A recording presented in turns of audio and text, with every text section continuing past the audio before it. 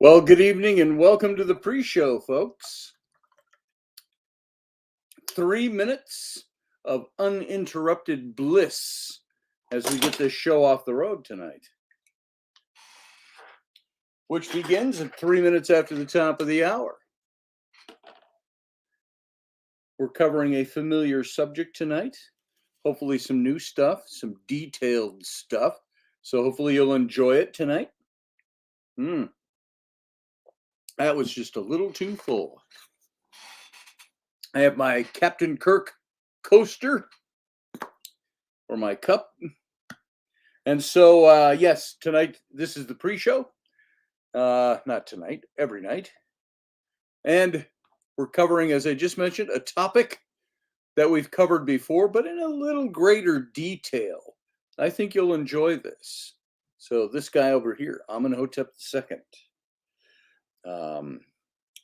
And it's going to be more than one night. We could spend weeks on this. But I thought it'd be nice to break out some of the old original stuff that we did very early on with this show. And so hopefully everybody will enjoy that. We got about a minute and a half before we go live over on the radio network. That's odysseyradio.com. So come and join us over there. If you just want to hear the audio, if you want to watch the video simulcast, you can. This is not like a great, brilliant TV production. If we did that, we'd probably only do one show per week. But it's just fun to face-to-face, connect, talk, all that good stuff. Captain's Cabin will be able to talk a little more than we can in this format, but I can see you in the chat room. Hey, Morgan Snow. Good to see you. Randall Flagg, good to see you too. My feet are freezing. Of course, I'm barefoot too. Our temps have dropped. We've gone back almost down to seasonal weather. We're in the mid-30s today. It's supposed to be like the low 20s for our common temperature, this average temp this time of year. And it's been in the upper 50s to 60s for 2 weeks. So it's been awfully nice. Here we go. Stand by. Going dark.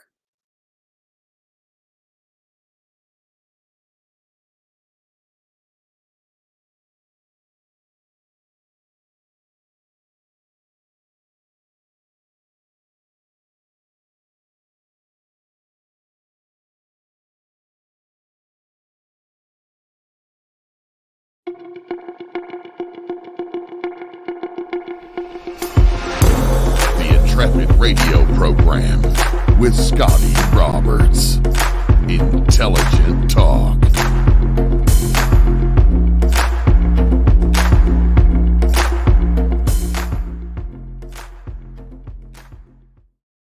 Well, happy Friday, everybody. Welcome to the program. I am your host, Scotty Roberts. This is my show, the Intrepid radio program, right here on the Odyssey Radio Network. That's ODYSY radio.com. For all those of you who aren't over there, you can go over and hear this show in its audio format. You can also check it out for rebroadcasts of this show throughout the week.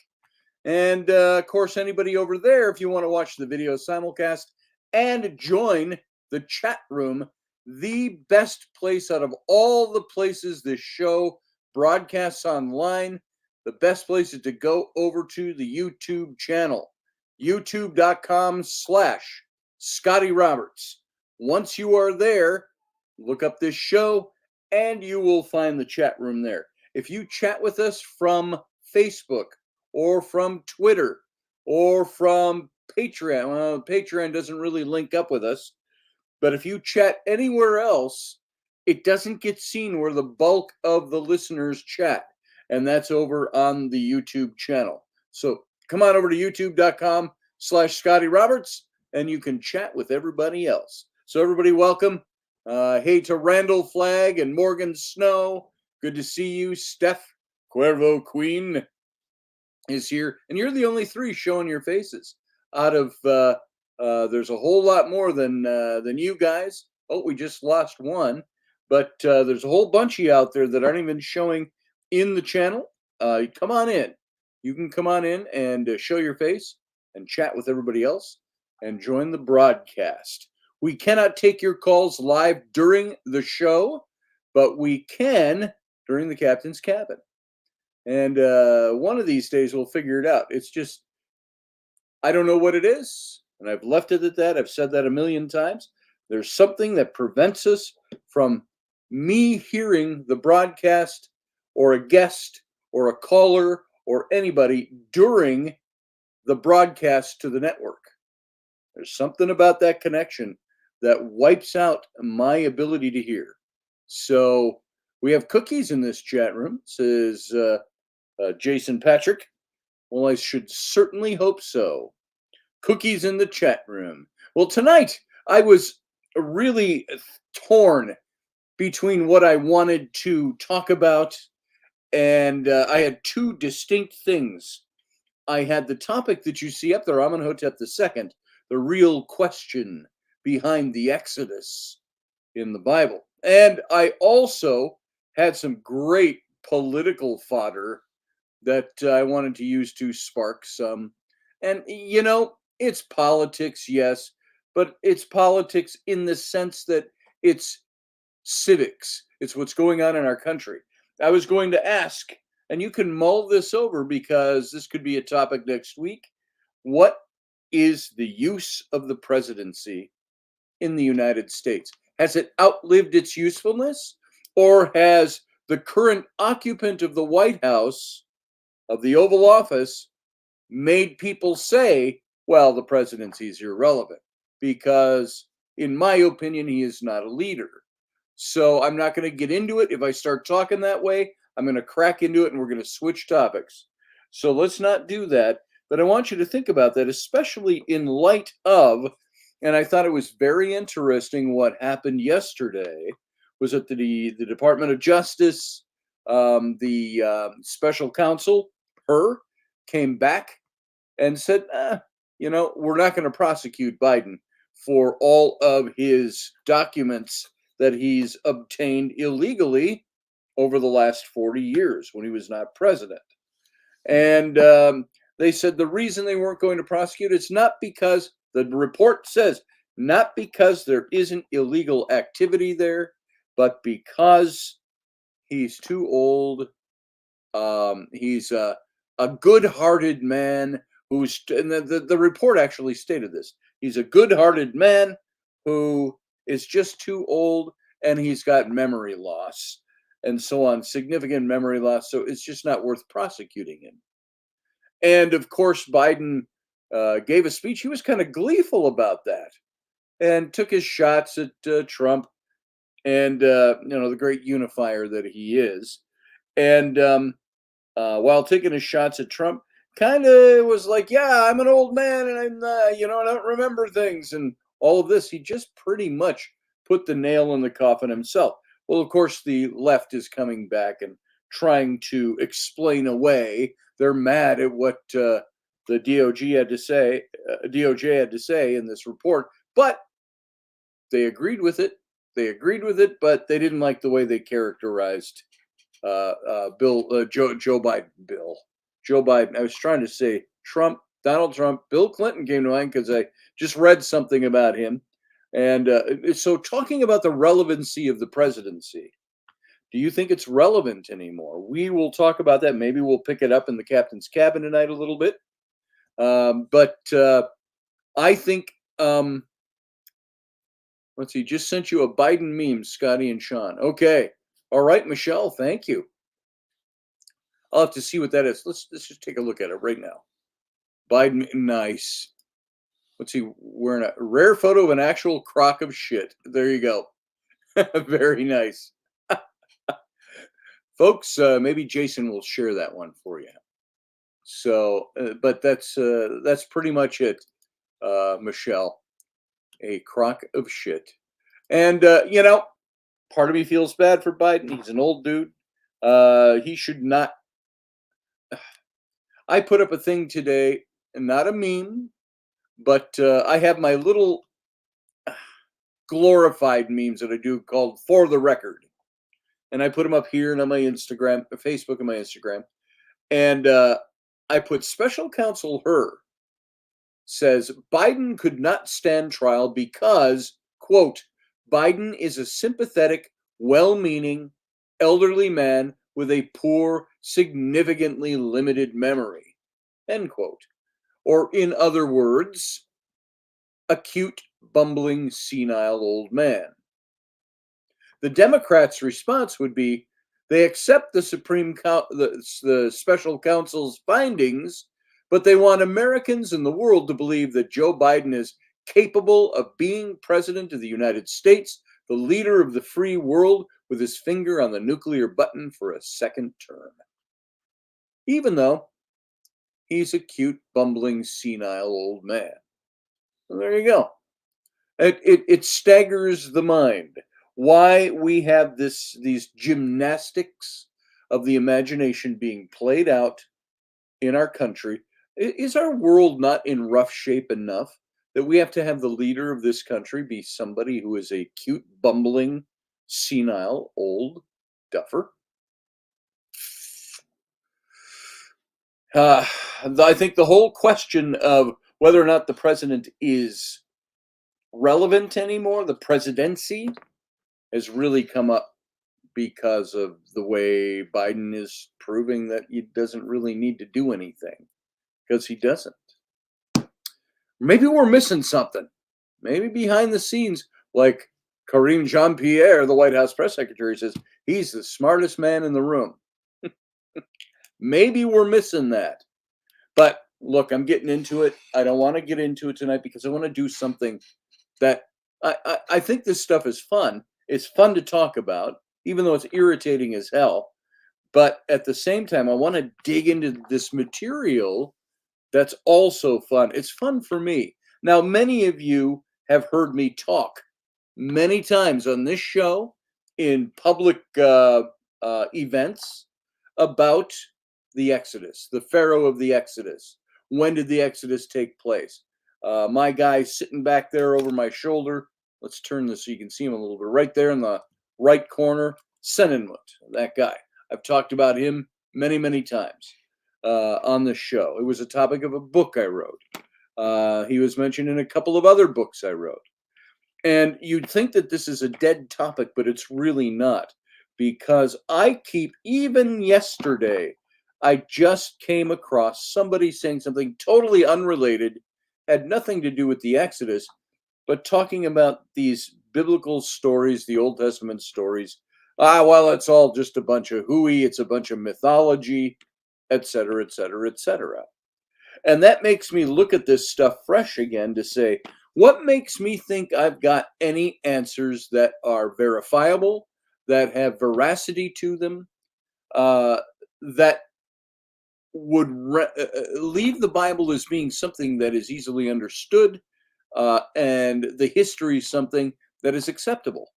And I have always thought, and I ask this question when it comes to this kind of thing, why do I need to dig into the study of Scripture in order to prove whether or not it is efficacious for history? Faith stories, as I've said many times, you can take or leave. But the story, the historical account, why do we have to dig into that? Because there are so many stories out there that we know are mythology. But how many kings and queens in the kings and queens lists of the world, how many events like that do we discount simply because there's a story of faith that's attached to it, or a religion is attached to it? That makes it kind of hard. Sean Stroik says, but a black lesbian, so an extra 150 points. What did I miss? So let's see. Let me back this up. I got to see what the hell you're talking about over there. Hi, Claudette, says Michelle. Randall Flag, interesting. 9 months coming up. Interesting 9 months coming. I agree with you, Randall. Oh, I see where you're talking about the election, Sean. Yeah, it'll be very interesting. It fits the Kabuki theater narrative. says Michelle Canham Free. Are you talking about the elections or are you talking about presidency? Get your popcorn and lawn chairs, popcorn yellow striped smile. Oh, okay. That's for trying to get an emoticon in there, I think. A black lesbian is so an extra 150 points. There you go. I know who you're talking about. Steph says, "Well, Randall, I'm watching my astrology charts. They're pretty interesting. The one on Prince Charles is looking on track. What are they saying about the upcoming elections in the United States?" Steph, that would be interesting to see, huh? Or are they remaining mystical and disjointed? Michelle Kennedy says, all the politics, Scotty Roberts. There it is. Yep. Christopher Schultz, good to see you. Good evening. And let's go. Let's ride. Let's ride. And so we're not doing the political one tonight. This is where I was torn. Do I do the thing I really am into? The studying the Exodus, the biblical history, all of that. And don't get scared away because it's Bible history. Oh, he's talking about the Bible again. No, we're talking about history. There's so many interesting things in history. I'm going to, I swear, I keep threatening to do this. I'm going to repeat broadcasts with newer information on top of what I already did. The series I did on King David and King David out of the Bible. What do we know about David? As a young man, he slew the giant Goliath, and that's become a mythological story down through the ages. But did it ever really happen? Who were these people? Who really did it? What happened when David unified these clans and these territories in Israel and made a singular kingdom? How much like kings of his day was David? You start studying that stuff, and the quaint, cute little storyboard Sunday school stories become very real people. That's what is intriguing to me.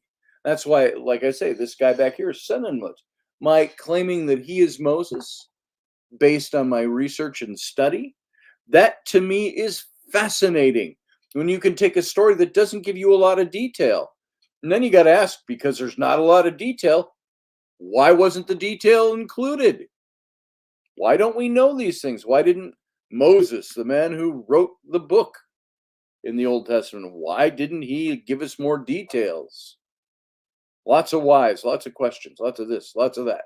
And so I want you to enjoy this stuff because the history is utterly fascinating. When you can put historical events together with theological events, you are looking at something that is incredibly fascinating as far as I'm concerned. That's what drew me into archaeology. That's what drew me into being an historian. That's why I got my degree in history. Because I love history. I think it's fantastic. You know the stories that tell, like, of Pilate's cornerstone. Pilate considered to be a myth until they find an inscription of his on a cornerstone in Israel. That cornerstone sits in the Jerusalem Museum now. It was only found in the 60s. So things like that, finding that there is so much out there that verifies, qualifies, quantifies, backs up all these different stories that we've heard since we were kids. So I've got some information. I got a ton of information, by the way, on the Exodus, as you might think, as you might know. And if you ever, there's been no real good movie made on it. However, I will say Ridley Scott's Exodus Gods and Kings is really fascinating to watch. It's fun to watch. I did not like it from an historical point of view because they basically followed the same old yawn story. The same story. It's basically a remake of the Charlton Heston, Yul Brynner, Cecil B. DeMille Ten Commandments from the 50s. That's basically all his movie was, Exodus, Gods, and Kings, with a couple of new twists. But I enjoyed the movie. There were parts of it, I think, that were really fascinating. But many Egyptologists, even the ones that Ridley Scott used for the movie, which I think were probably not very good at what they did. I wish he'd have asked me.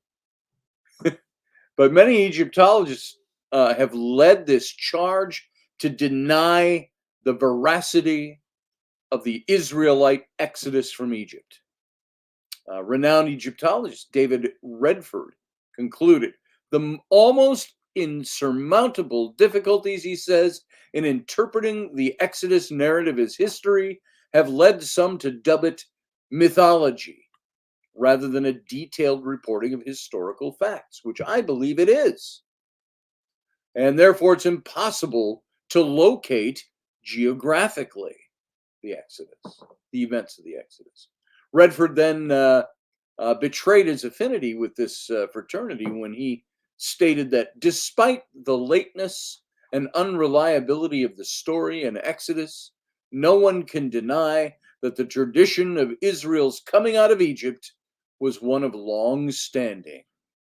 And so, although the affirmation or the disputation of Redford's claim is a legitimate pursuit, I'm going to bring information to you that's going to concentrate on a completely different goal.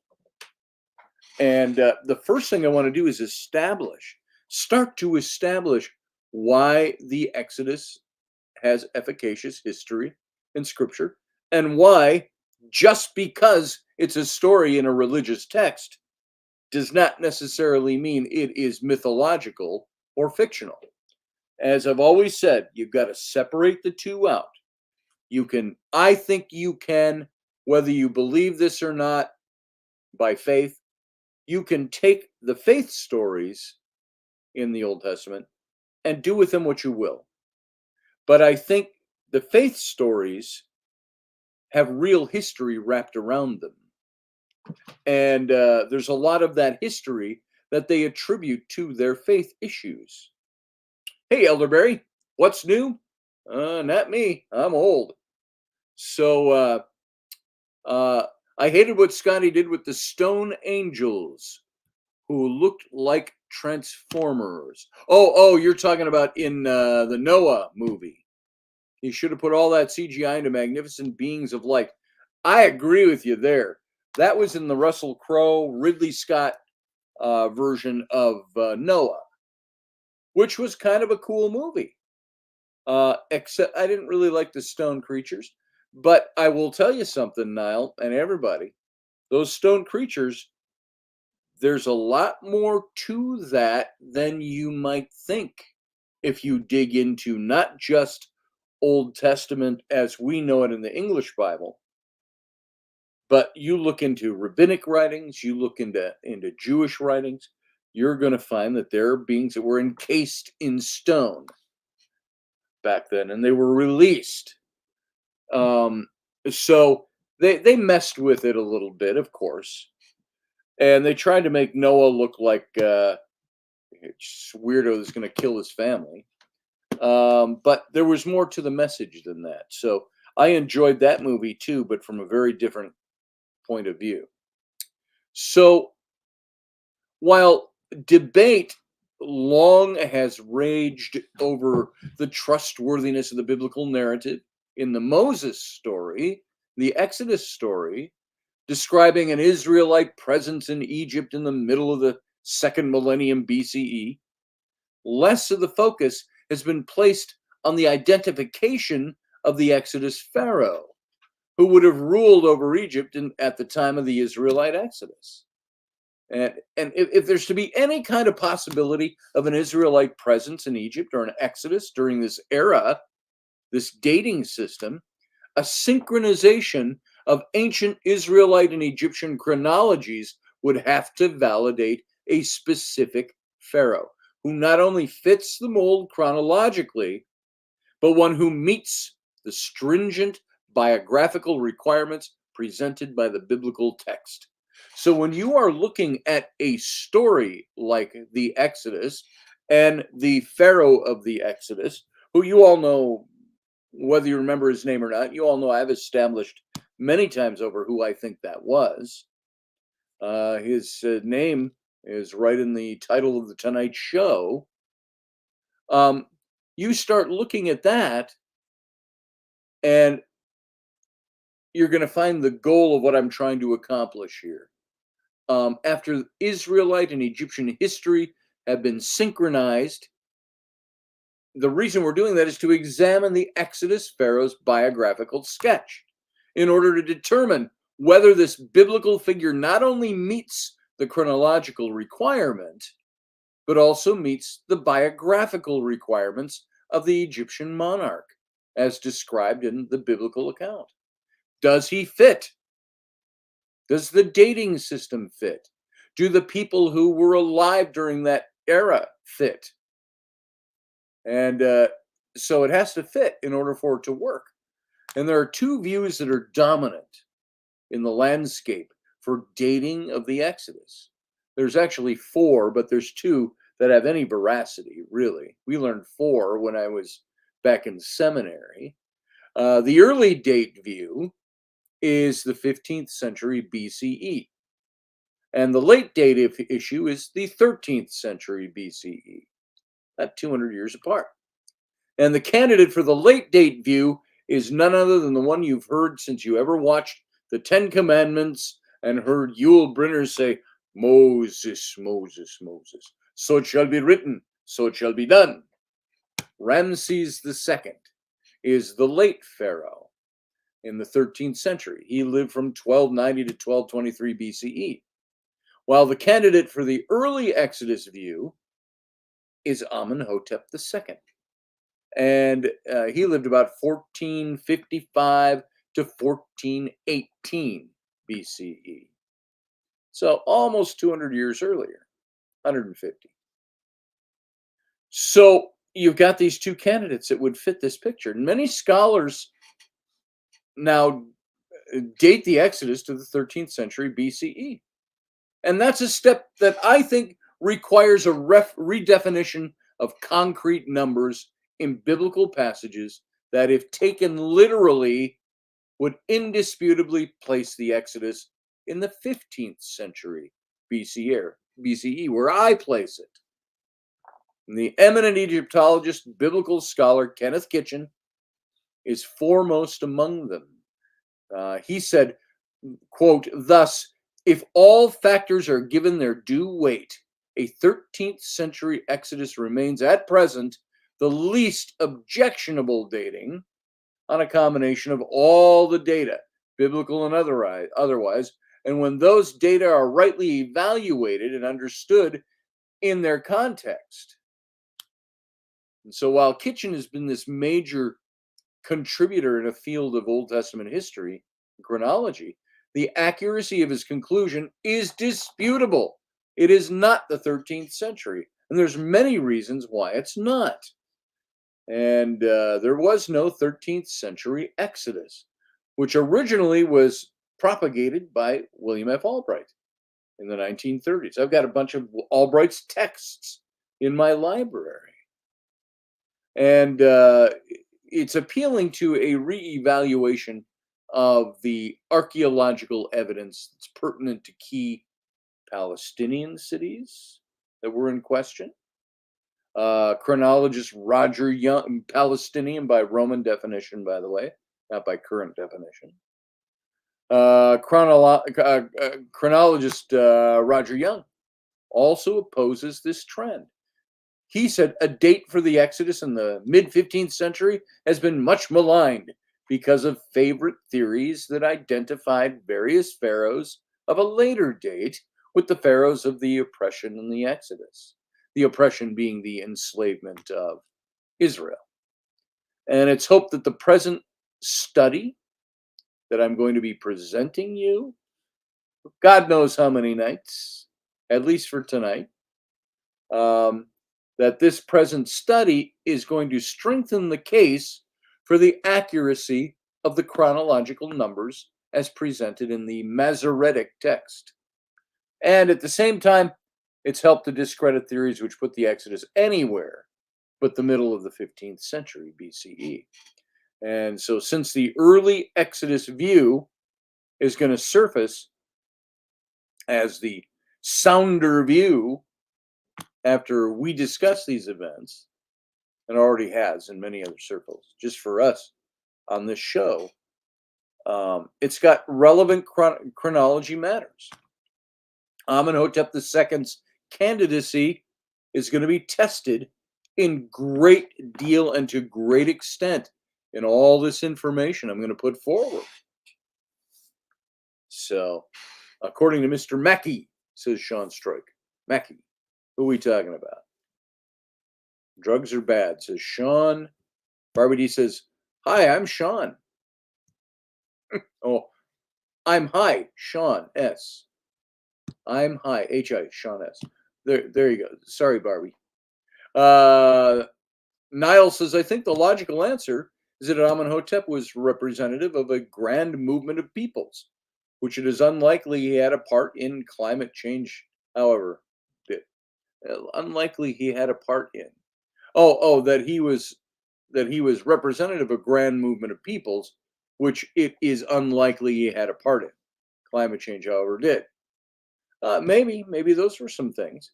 Maybe this was, Niall, an act of wills between the leaders of two people. One being the more powerful, and the ability to enslave the rest, and the others saying, no, we're not going to let you do that.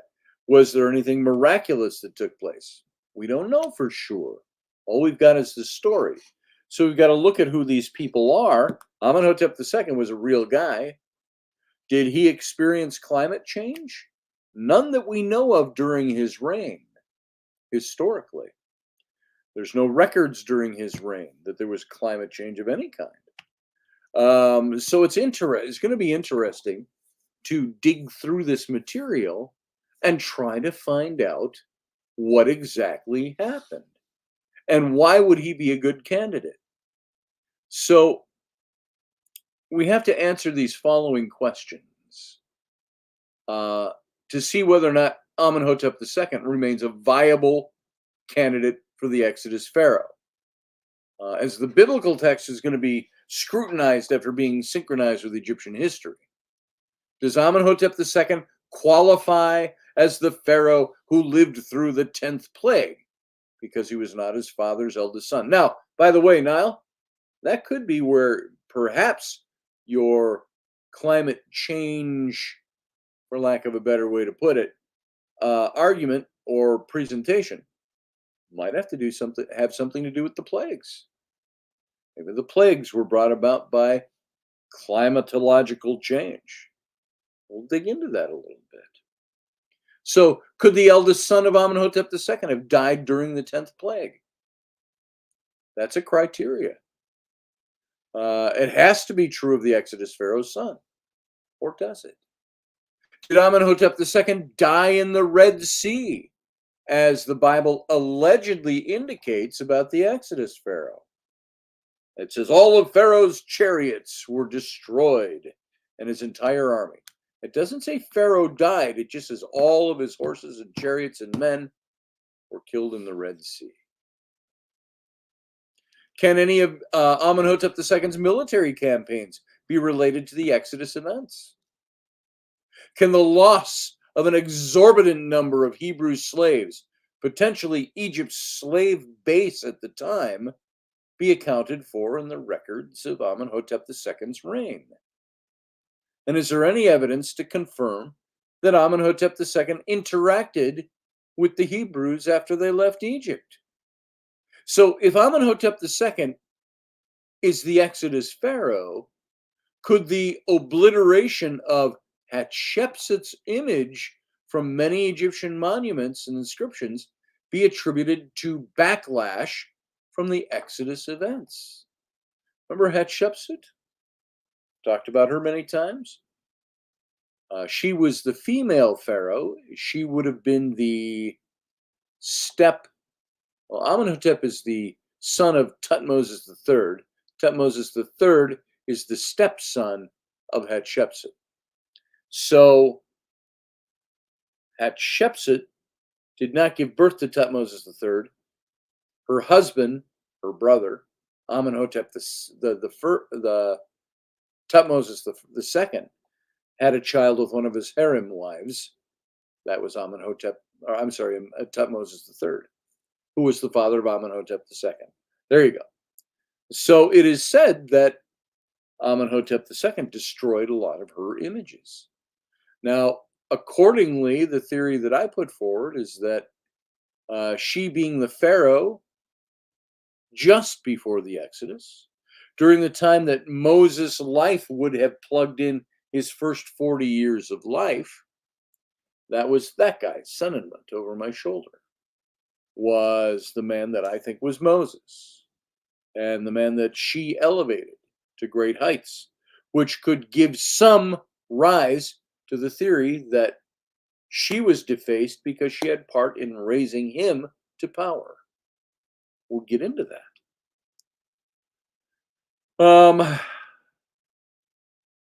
I might still try Himalayan mad honey.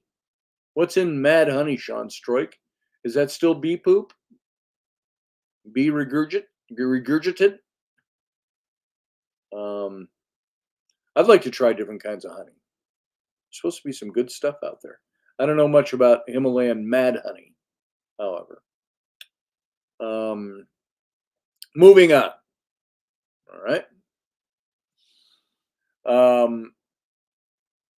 There's 3 introductory background matters that I have to bring up with this.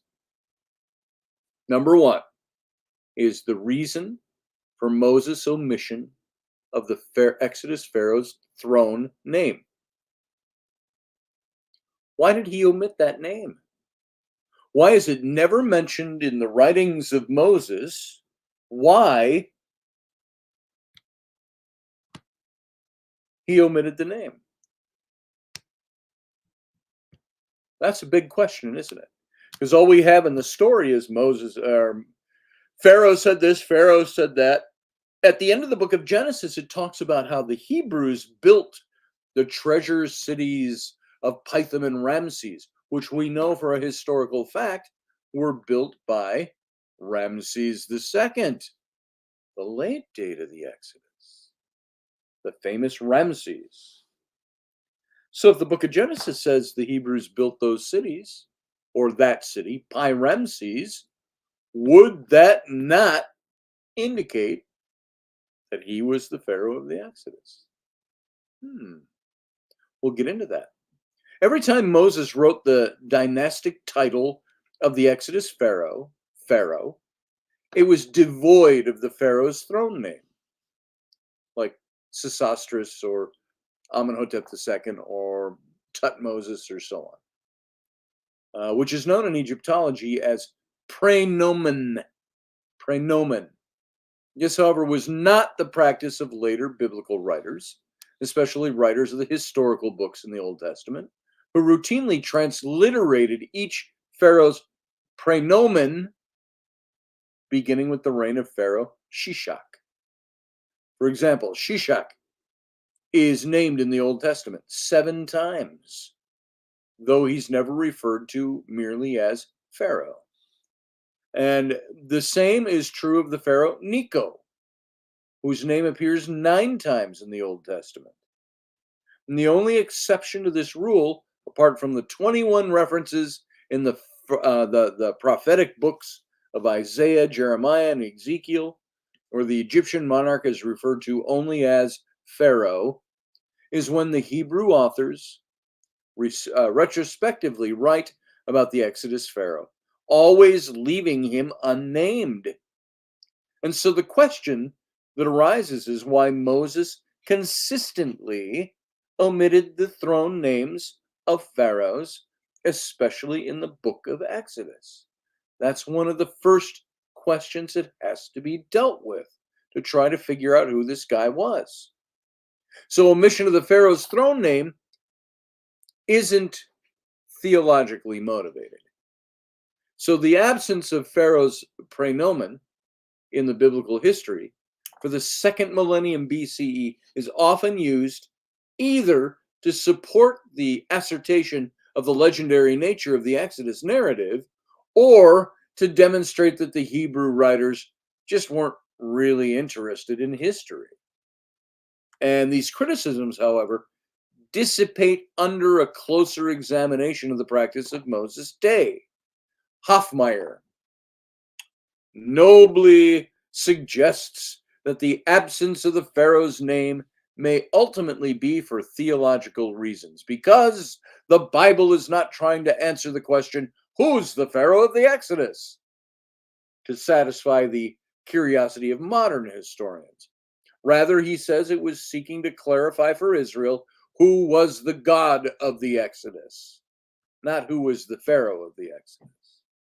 And so to support his idea, Hofmeyr appeals to Exodus chapter 5, verse 1, which he uses to suggest that Pharaoh not only rejects Moses' petition to allow the Hebrews to worship Yahweh in the desert, but rebuffs Yahweh by denying knowledge of him, setting the stage for a subsequent series of plagues in which Yahweh manifests his power both to Pharaoh and to Israel.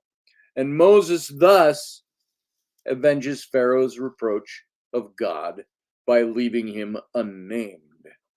This is one of the theories that's out there.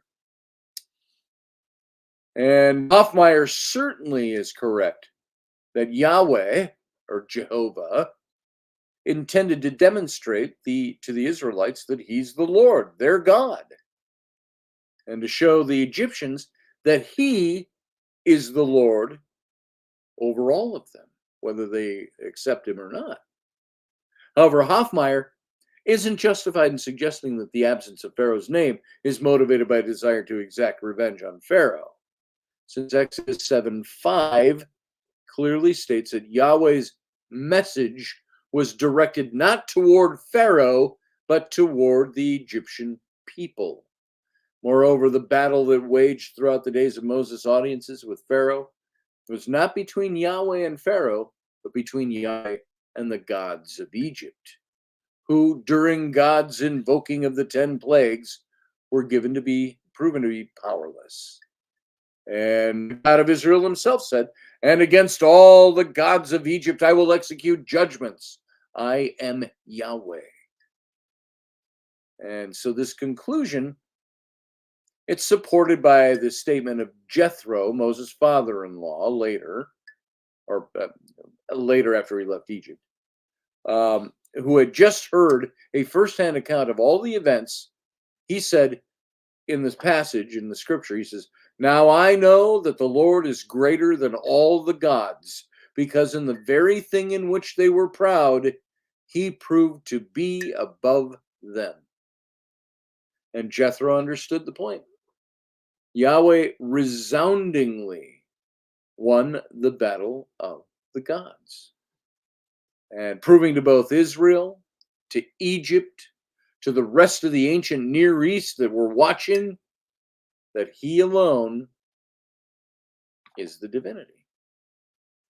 That was what the purpose of the story was, not to prove who the Pharaoh was, but to prove who God was.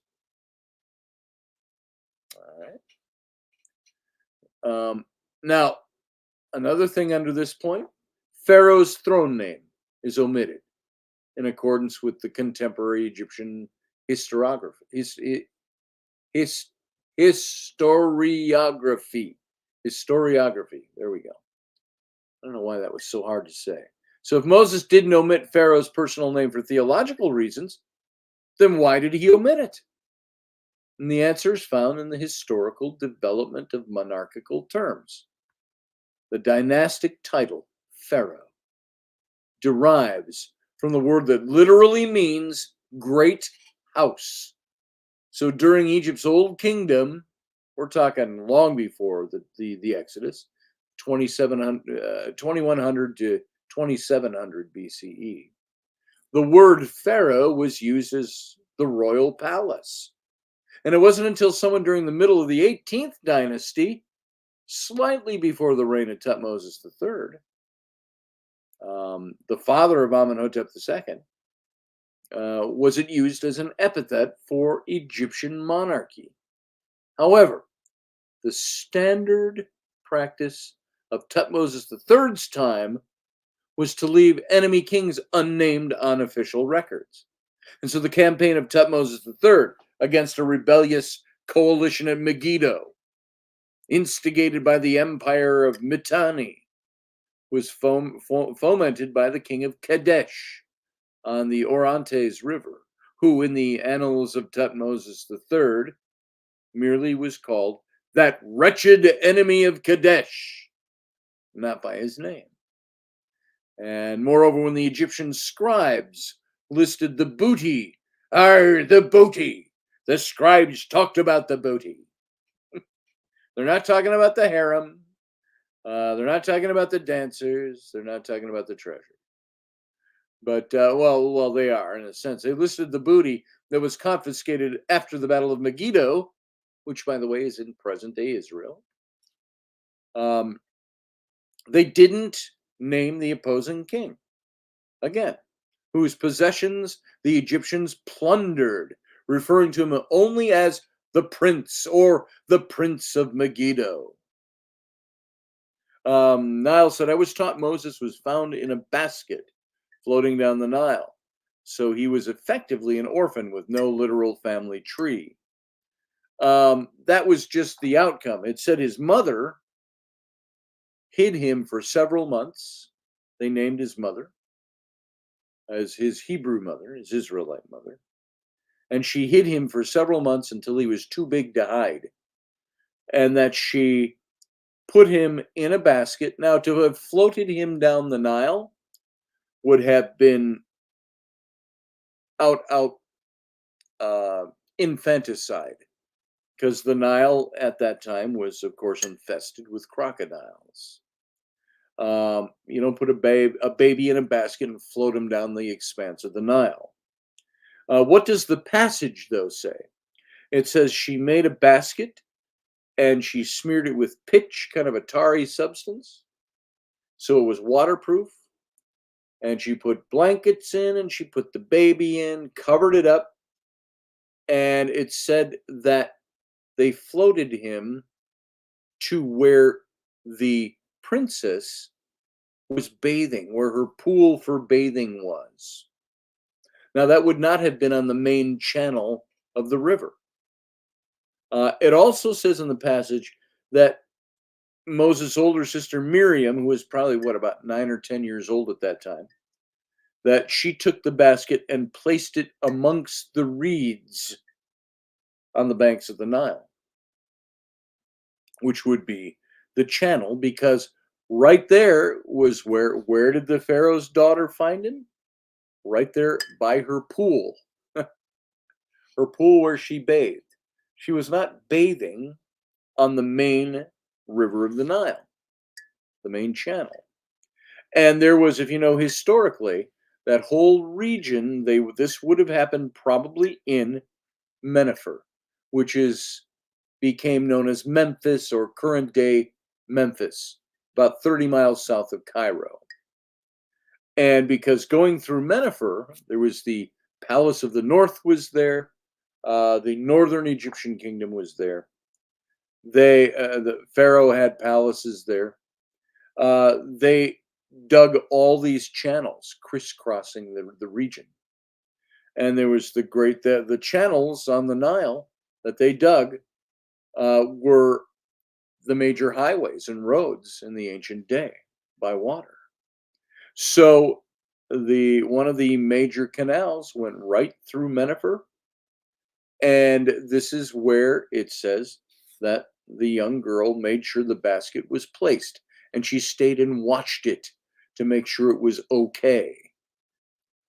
Niall says, has always sounded like a metaphor to explain his later tumultuous relationship with the river. I think that's stretching it, Niall, I do. Oh, we've got to find a way to make Moses not a real guy. Let's call him a metaphor in his relationship with the Nile. I think that's a stretch. because there's too much evidence that the man existed, and that he was found by the daughter of the Pharaoh. Um, all these stories. Now, they didn't record these things per se, but the biblical story, the events of the biblical story, the people of the biblical story, all these little events that happen are all things that are documentable by finding out who these people were, where they were, what they were, so on and so on and so on. So I think the one thing I would come close to on what you had to say, Niall, is that I believe, and I've heard a lot of people say, they used to argue and say, well, Moses' mother put him in a basket and floated him down the Nile. That's a lot like the story of Osiris, and put in pieces in a basket and floated down the Nile. That's just a retelling of that story. And I put forward, I haven't heard anybody else say this. And I thought, surely I'm not the only guy that's thought this. But I thought, remember the Israelites. If you look at them during the Exodus, the scriptural Israelites, there were very few people of what you could call Yahweh or Jehovah faith. There was a smaller percentage of them than there were people who were Hebrews by birth, Canaanite, Israelite by family, but that went along, they became Egyptianized after X number of years. And I think as slaves, we've got to reevaluate how they were looked at as slaves. These were a kept people, an enslaved people, but they also had their own cities. They also had their own places. You say, why would a mother float a child for any reason rather than consider an overland alternative? Because they don't live in 2024. They lived almost the opposite direction in BCE. The river was the major highway and the roads. And I think what his mother did was she deliberately brought that child to the spot on the banks on that canal that entered into the pool of the Pharaoh's daughter, where she would come every day to bathe in the river water. And the baby was deliberately put there, and there was a reason he was put in the basket. Because I believe Moses' mother was a person of faith, but at the same time very Egyptianized. She was playing, I believe, into the Egyptian myth herself, saying, you know how Osiris, one of your gods, and it was found in a basket? That's what I'm doing with my child. There was a reason for it. That's a risky move. Well, it was risky to let the child be known because they'd have killed it. So this was remember, this was a time when the Pharaoh who was on the throne prior, it would have been probably Tutmosis the first, Tutmosis the first. And he put out an edict that the babies would be, male babies 3 and under would be killed for a certain period of time. And because they said the Hebrews were growing too numerous. And they were there's that telling passage where he says, they're growing numerous and they're growing so fast that soon they might grow enough that they will rejoin with our enemies and try to retake our kingdom from us. That is an allusion to the Hyksos period, whom Amos the First had ousted. Amos the First being the father of Tutmosis the First. Tutmosis the First slaps them all. Oh, well, Amos the First slaps the Israelites in chains and slavery, or at least enslaves them, puts them into bondage for Egypt. And it was because they were part of the remnant of the people that had taken over northern Egypt. This is all stuff that's very interesting. And it starts to trail out. The tributaries of all this get very, very interesting. And so what you had happen was this Pharaoh enslaved people. These people grew up really Egyptianized. And I think the major highlight, if you're a slave and you don't have the same rights as the people, and she's trying to save her baby's life, to put him in a basket and put him by the pool in the reeds where the pharaohs are. It's not like they left him there overnight. Let's leave him there for 18 hours. No, it doesn't tell us how long he was there, but it says his sister was there to watch and make sure he was safe. And as soon as the Pharaoh's daughter finds the basket, the sister comes forward, Miriam. She says, I know this baby. I know where you can take him and get him weaned. And the Pharaoh's daughter says, you take him, have him weaned, and when he's old enough, I'll send for him to come back and live in the palace. And she adopted him. So it's very interesting. It's a risky move, yeah. It was risky to be alive back then. So putting the baby in a basket, I think that's like putting a baby in a cardboard box and putting it on the step of a orphanage, which also happens. That's a very risky move if you're not watching. So I think that's almost in essence what was done. Basket in the reeds on the Nile, ringing the doorbell. There's a baby here. So I think it was more like that. The Nile says, I was taught that Moses was protected by God as an act of faith. Maybe. I think so. On behalf of his mother, it was parallel with Job. I think they attribute faith to her, certainly.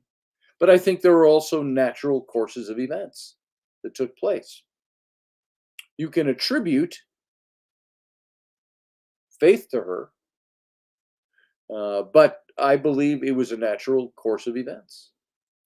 Michelle Cannon-Free says, that's what I said, Scotty. I don't know what I said that you said too.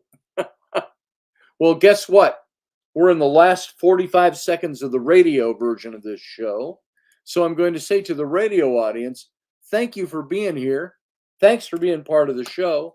If you want to come over and join the captain's cabin, we'll talk about this stuff. Maybe Niall will call in and Michelle will call in. We'll talk about this stuff and discuss it some more. I think this is really interesting stuff. And there's more to come on this next week. So everybody, I want to thank you for being here over on the radio.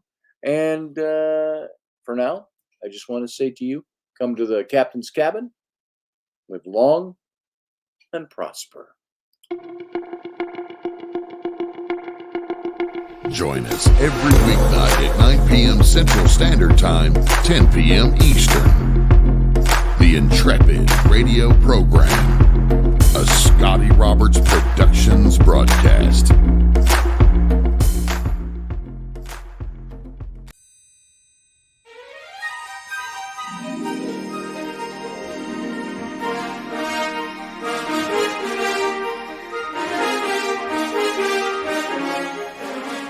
Hey folks, this is Scotty Roberts, and this is the Intrepid radio broadcast. I've been broadcasting for about 20 years now, covering such topics as science, politics, the paranormal, weird science, weird world history, archaeology, and the paranormal. Everything from ghosts to cryptids to creepy things that go bump in the night. So every week I bring you 3 new episodes. Come and join my channel and also be a patron to this site. So see the details below, and we'll see you here.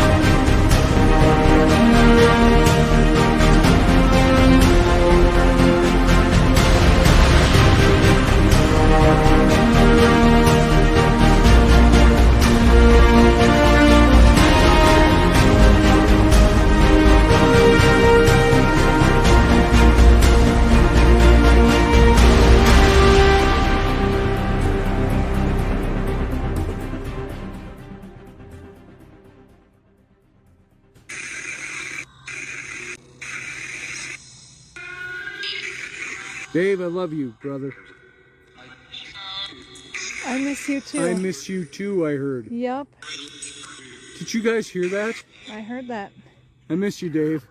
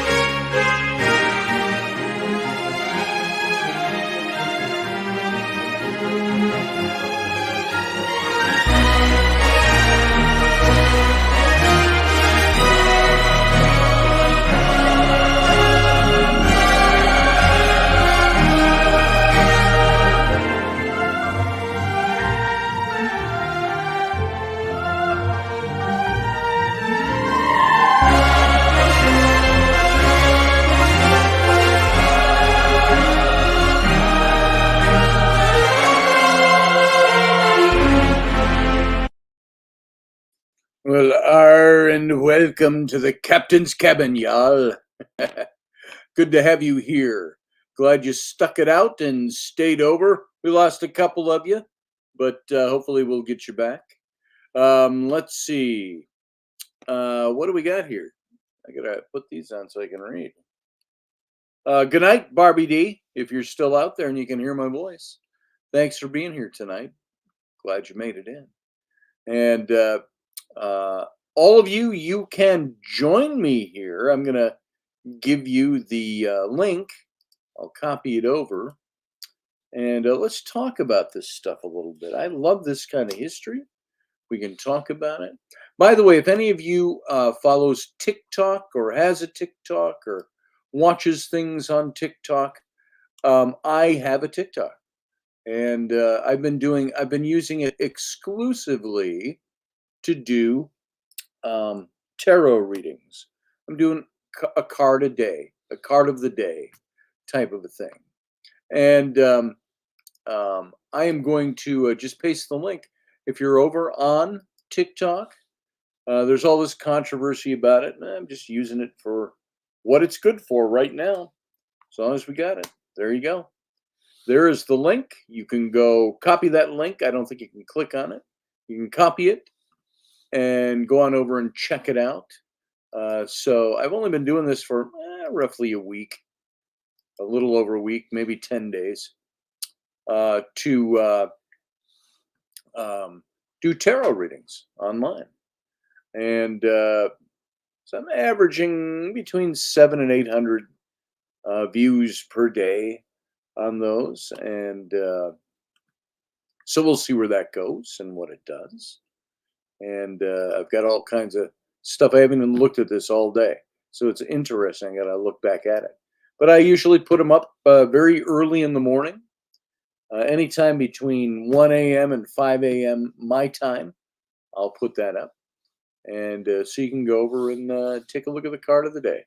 They last anywhere from 2 to 4 minutes, somewhere in that range of time.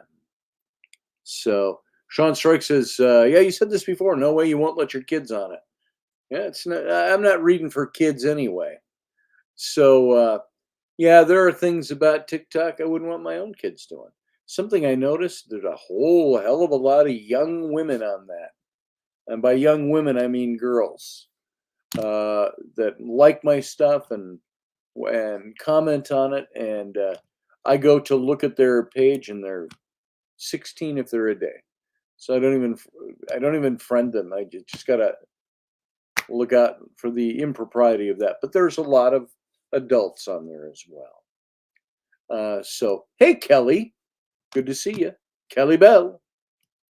So you can come on over to TikTok, check it out. There's not too much Chinese interference on my page. So if you want to see tarot readings over there. Thank you, Michelle. I couldn't remember if you were on there or not. So thank you very much. And yeah, the music. Yep. The first couple of them I didn't have music. And then I said, hey, I got to add music to this. I think, you know what happened?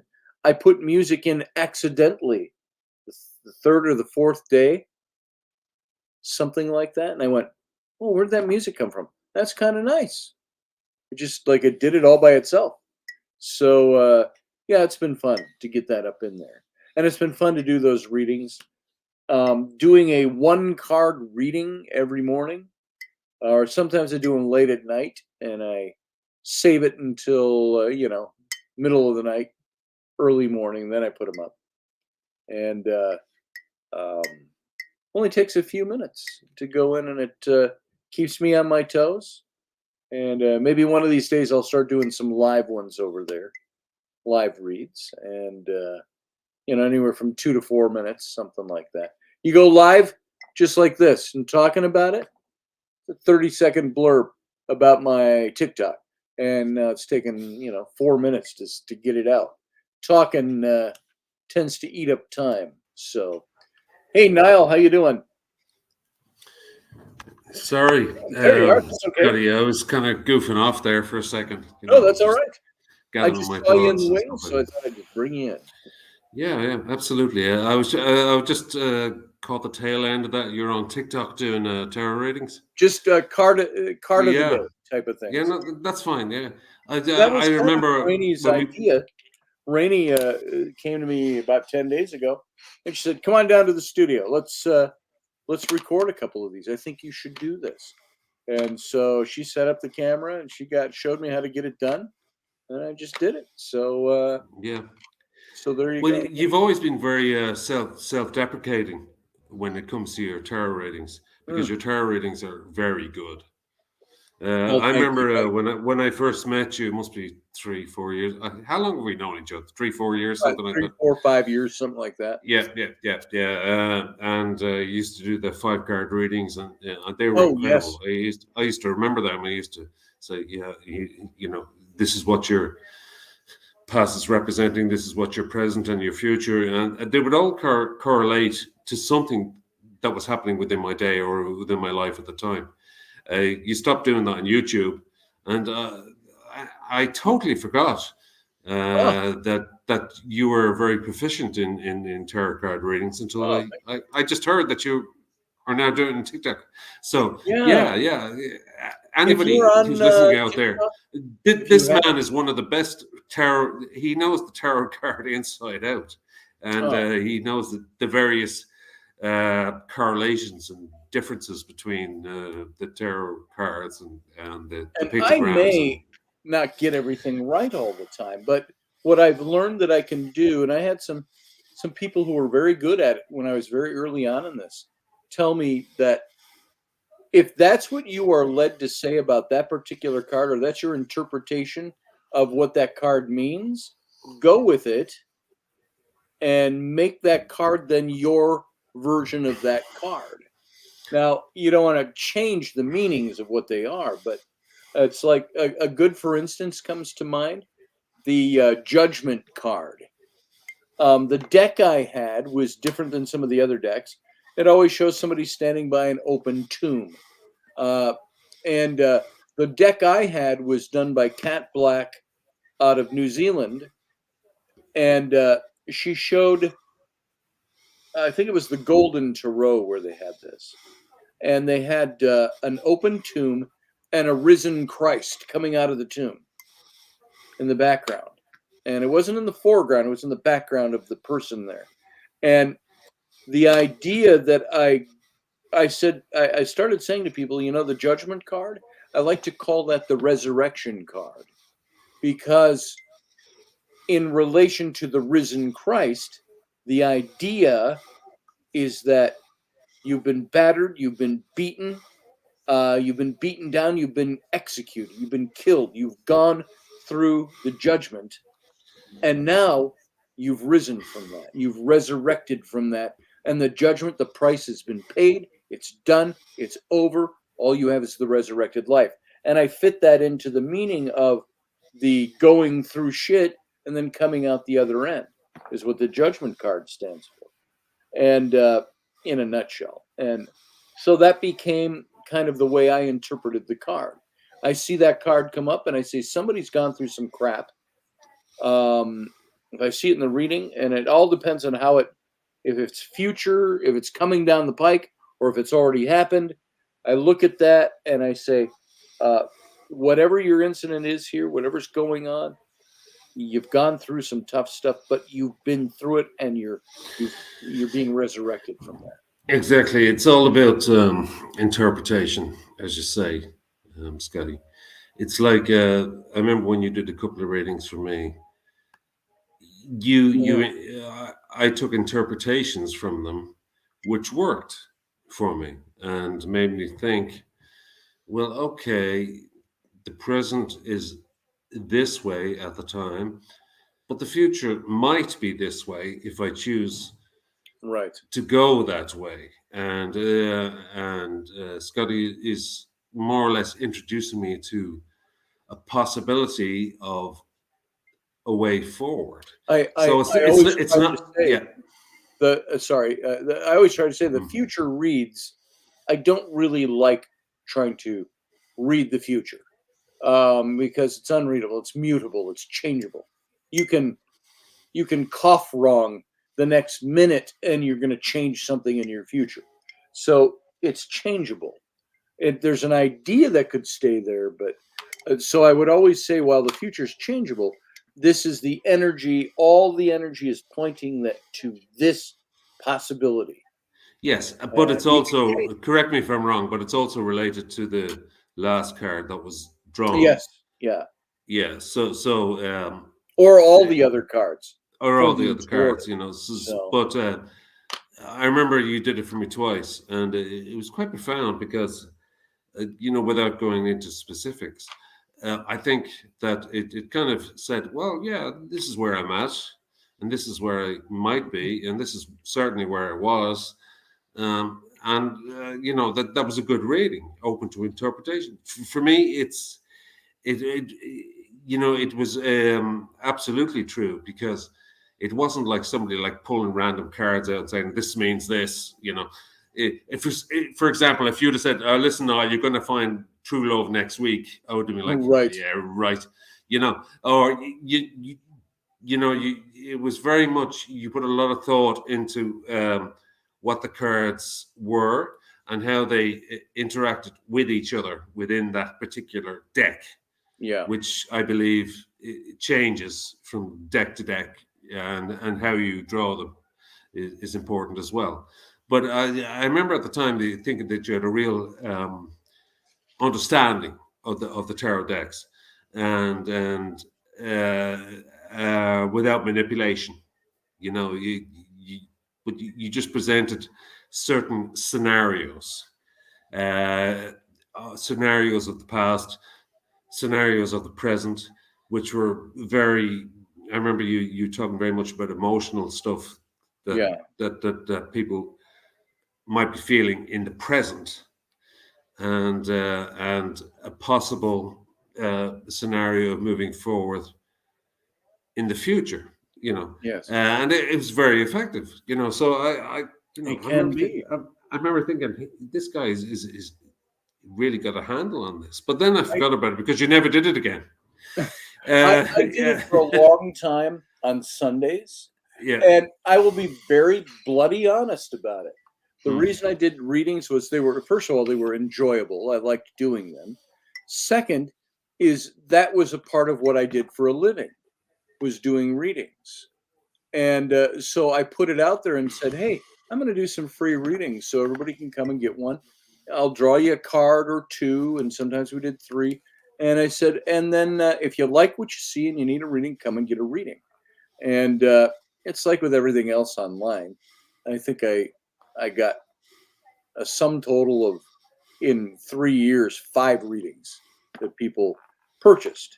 And so I stopped doing them online because I thought, I'm doing this like other people I know, like Sarah Soderlin, very good person. She really needed a financial leg up in what she's doing, and she's very good at what she does. But she couldn't get people to buy one for the life of her, but everybody wanted to clamor for a free one.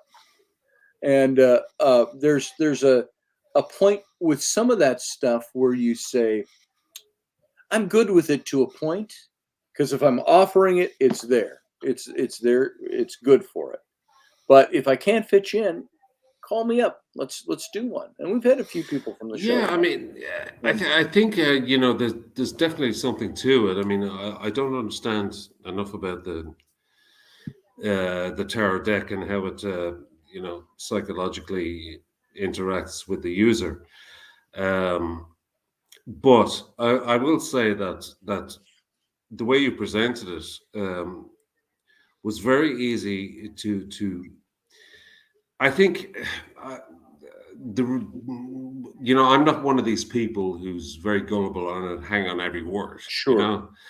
But I'd say, well, yeah, I kind of feel like this now, and I certainly felt like this then, the way you would describe the card, and it's possible if I can combine my feelings now with my feelings then, that the results might be the feelings of the future card. So that's what I took from it. I think that's I'm not sure what you would call that in terms of tarot reading. It's not fortune telling. I think you'd be the first to agree. I'm not telling you a fortune. Right. It's just I'm giving you some guidelines, which will.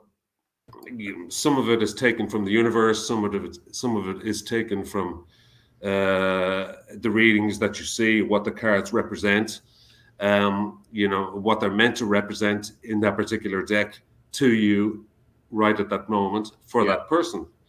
And then, but it's up to the person themselves to draw the conclusions between the past, present, and future readings. So, in other words, you're not going to say, "Oh, listen, you're going to fall in love next week," or "Don't worry, you're going to," you're going to earn $1 million by, what I find the 6 cards months might from now, do is tell you, hey, the energy looks really good for you falling in love next week. That doesn't mean you will. And by the way, Professor, I just have to say, your gong in the background is creating a perfect Byzantine type halo around your head. Oh, that'll do wonders for his ego. Oh, he's not hearing me. Yeah, he originally came up and he was totally white screen, so I couldn't bring him in. Then he popped up. Now he's. I can't wait to make fun of him when he comes online. He says he has a halo behind him. He'll like that. Oh yes. Yes, now the halo's lopsided over there. Off to his left, or right. Surrounded by two guitars. Yes, that's the wings. I am the god of rock and roll. There it is. Hold on. Oh, apparently, I've got an audio problem. There's whale sign. There we go. Can you hear me now? Mm-hmm. We can hear you. Good evening, gentlemen. How are you? Doing fine. Doing fine. I'm tired. I've just been tired all afternoon today. It's nice, but I will say this: is Sarah Yusuf out there? She sent me a message. I didn't see it till quite late in the game here, but she sent me a message privately, just asking how I was doing, and I am happy to report I had to go do a blood draw today. It's just all this stuff, the tests from the last few weeks, and they just wanted to do. I've got an endocrinologist I got to do a video meeting with next week, just an update. And she said, I want you to get a blood test because I want to check out what your kidney function is doing and your this function and that function and blah, blah, blah. Okay. So then I got the blood test today. Test results came back. I was interested. My A1C for my diabetes is down again, which is very good. For me, anyway. I started my A1C, if anybody knows anything about diabetes, a few months back. I was at 12 points. And which is more than double what they want it to be. And that's kind of the deep set glucose reading. And so then I started bringing it down. I just started, I don't feel like I'm doing anything really superlatively different. Just watching it a little bit, what I eat, and making sure I'm more regular with the the shots I got to take and all that crap. Listen, Scotty, But- you're going to feel fatigued all the time. I'm Let's fatigued. I'm face just it. old. I You know, think that's old. I have a no, with the diabetes and Oh. and the heart, you're going to feel tiredness hit you. Like I have MS, and tiredness hits me like a ton of bricks over the head. I was twice sitting a day. here doing client work this afternoon right here, and I'm doing something, and I nodded off, and I went, I just fucking nodded off Out of the blue, out of the blue. And they've also got me on something for my heart that slows my heart rate down. So I average about 50 to 55 beats a minute, and so that makes me very tired. Not fatigued like I've been working out, just tired. It's like, at one point they cut me back. They said, take only half of those then. Yeah, the way I put it with MS, the way it affects me, I think it's probably similar to the way it affects you, Scotty. Is that MS? The tiredness is not like tiredness. It's not like you've gone for a long walk or you've been up all night. It's not that kind of tiredness. It's like all of a sudden somebody has tied like a load of lead weights to your arms and legs, and all of a sudden you're like this, and you're like, I could walk upstairs and walk across the room, go get a drink of water, and I said the descriptor. I said it feels like somebody has weighted my head down and would just pull right through my body to the floor. Precisely. And it's got that feel, and it's like, what the hell? And that is not true tiredness. That is a symptom of whatever ailment it is. In my case, it's and I try to relapsing, remitting MS, which is an unfortunate byproduct. But at times I'd be like, literally like this. I'd be like, oh my God. I'd be like, and usually when I get like that, if I'm in company or something like that, I've learned to read the signs, so I don't want to seem like I'm kind of zoning out or anything. So I'll make my excuses and I'll have to leave. And that's how serious it can be, because it can be all of a sudden you can feel like somebody's giving you like 6 Xanax, in your drink. You just knocked it back or something like that. You just have to go away. You just have to take some time out and disappear from where you're at. But if I'm at home, I won't usually go to bed because I'd be there all day then, and then I'd get up and I won't know where I am. So I just let it go through me, and but that's because the signals from my nerves are being seriously eroded by my immune system. So the signals, the myelin is being stripped away slowly. So it's time for sleep, time for bed. No, it's the middle of the day. They give me meds to keep the liquid off my body from building up. So Lasix, they call them. And so I take those, and the only disadvantage of that is you got to pee every half an hour. And so it's like they say take them in the morning. Don't take them at night. If you take them at night, you'll be up all night. And it's just dumb, because I could be and it just goes. It's like bam! It just hits you. You don't even get the 10-second warning. It's like, oh my God! If I do not find a toilet now, I may just pee my pants. And so I'm just open about it. If I'm in an office somewhere, I go, hey, can I use your bathroom? I said, I got to pee now. My meds. And if they say to you, we don't have a bathroom, well, we might have a problem here. I've been in that position. You got a Ziploc bag back there? Yeah, it's surprising. That a trash can? So anyway, Professor, how are you? We were just slagging you off a minute ago. You know what that means? Well, I was giving you enough time to make sure you got that out of your systems before I jumped in and actually said something. Oh God, he said that in such a patronizing way, didn't he? Didn't he, Scotty? Didn't he say that in such a patronizing way? As if we were. Let you please get your issues off your chest. Talk about all these talk your meaningless dribble, and I'm about to launch into a monologue. We were slagging you off because you have a halo behind your head, which is the gong. Yes. The gong, yeah, it just kind of it happens to fit right where my head is, so I'm like, Yeah. well, I'll go with it for now. Exactly. It suits you, by the way. You know, I can just But it imagine. says her son-in-law has MS. So Yeah. I had an art teacher in high school that had MS, and she was in rough shape for a long time. She passed away maybe 10 years after I was in high school, but yeah, she was. It's a tough disease, Scotty, and I'll let you jump in now, Professor. But it is. I find that I can live with it once I learned how to understand exactly what's happening to my nervous system, and my nerves are basically being stripped of the myelin, and the metaphor I always use is like an electrical cable, that short circuits, So the signals to my brain can be erratic. You can be walking down the road and all of a sudden your leg will just collapse. It'll be like Yeah. go numb and you'll be like, you have to sit down or else you'll get extremely fatigued. We cover that. Or you get this shooting pains up your body, or up your legs, or up your extremities, and all that kind of stuff. My art teacher had it really bad in probably more places in her legs, but she walked very stiff-legged and stilted,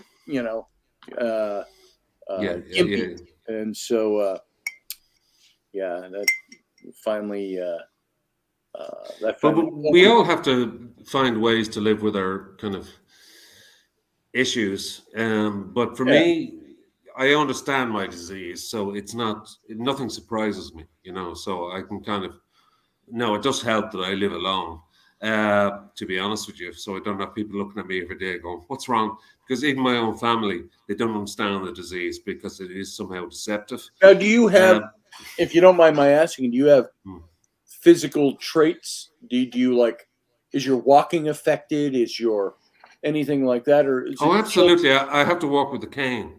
But then I got put on some incredibly American medication just out of the States called Mavenclad, which is extremely expensive. And the MS doctors saw I wasn't doing very well.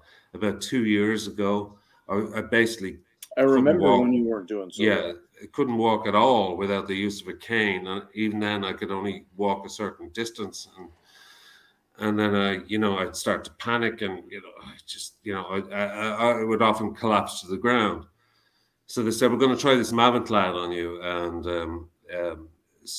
and this particular medication is so expensive that you take it for 1 week within a year time frame. You take it for 1 week, one a day over a week, and then 2 weeks later you take the second week, so within a month, say, and then you don't take it for another 2 years.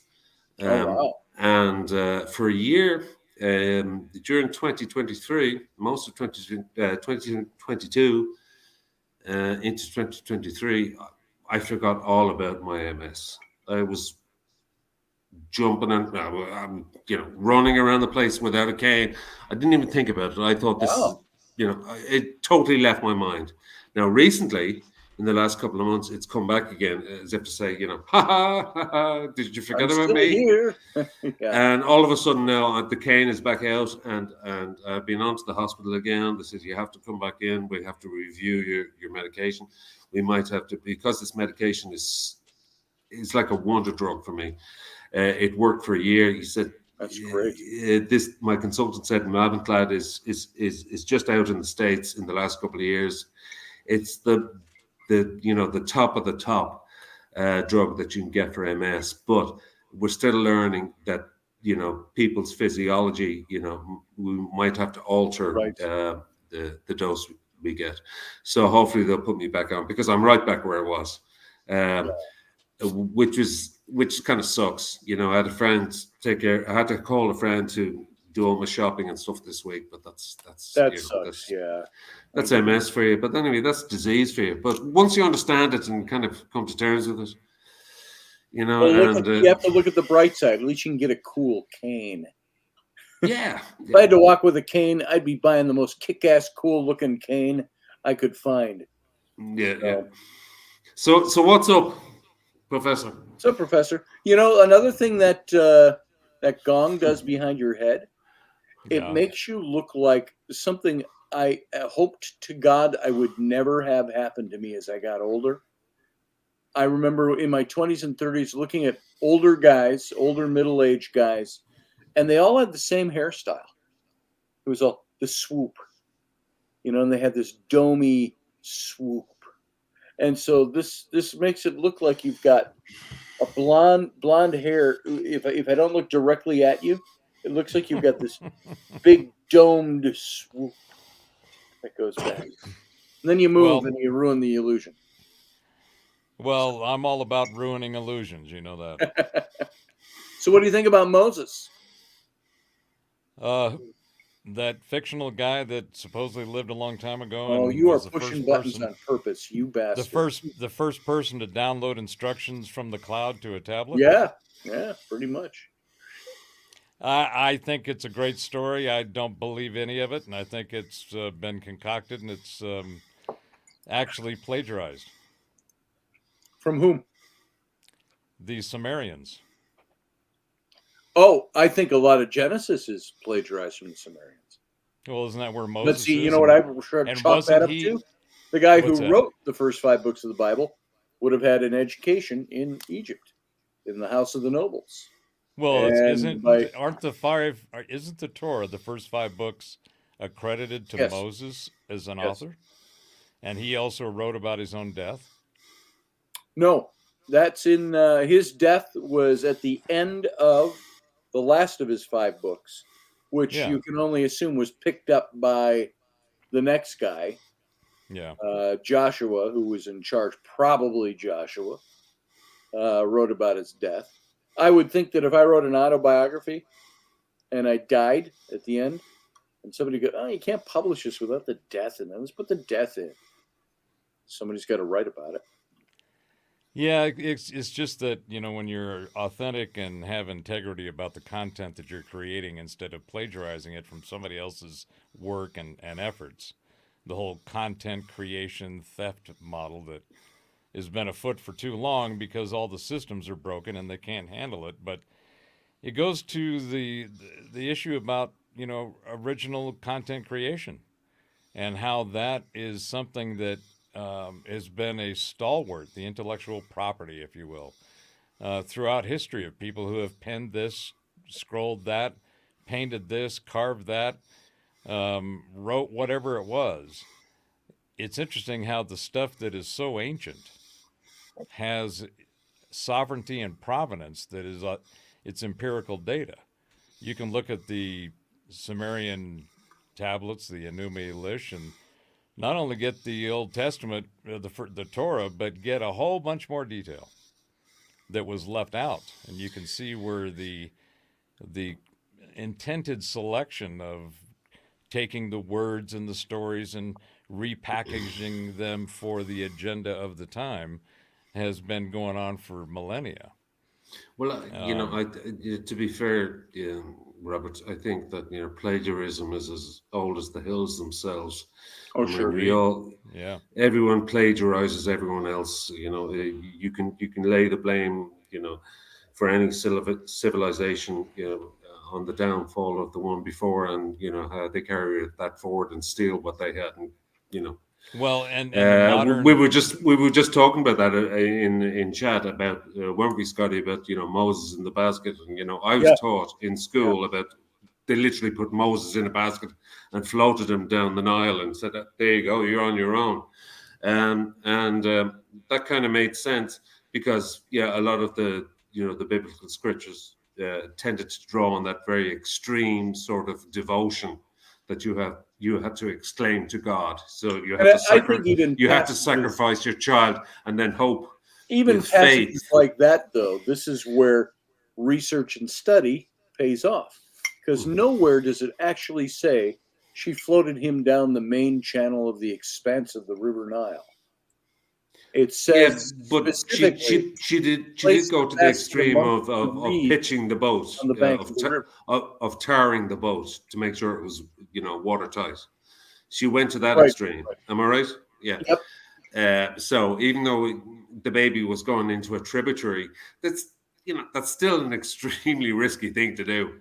So Well, think of the very. analogy, Niall, of what we're going through and what we're seeing right now with this major thought meme and worm that is titled AI. Okay, and I'm glad you brought it I, up. as you guys have heard me rant on before, I have some very specific contrarian views of that, not only the technology itself, but all of the hype, hyperbole, sex, sizzle, and muss and fuss that's going on around this. The big deal right now is not necessarily the improvements of the accuracy and the speed and the depth of search, because all it is it's basically Google, Bing, Alexa, and Siri pointed at a whole new data set of information. So it's just It's all fun and games, Robert, until Skynet starts looking for Sarah Connor. Okay. There it is. There it is. That's right. But to the issue of plagiarism, right now, OpenAI is getting its ass sued and Microsoft by the New York Times because the content Hey, Mark Eddy. that they've made available in the search results and what's known as the natural language programming, NLP, that creates the prompt, which is analogous to what's your question? You type your question in a search engine, and it goes out and it finds whatever data it can. So the key there is that they went out and scraped intellectual property, original content, and copyrighted content without asking. And that shows up in the searches when you go in and use any of these tools. I think the Midjourney interesting thing, for though, art is is that getting Moses, sued for the same thing. penning these books, didn't have access to any of that stuff.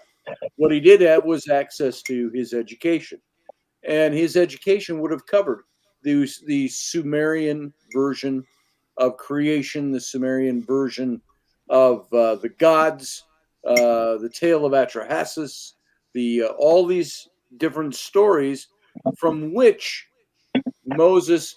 Here's the question I myself have said: did Moses plagiarize these stories from the Sumerians, or was this another version of the same story? Micah Hanks and I were going to write a book. Oh God, 12, 13, it's a 14 years ago repetition of the on same that story. very topic.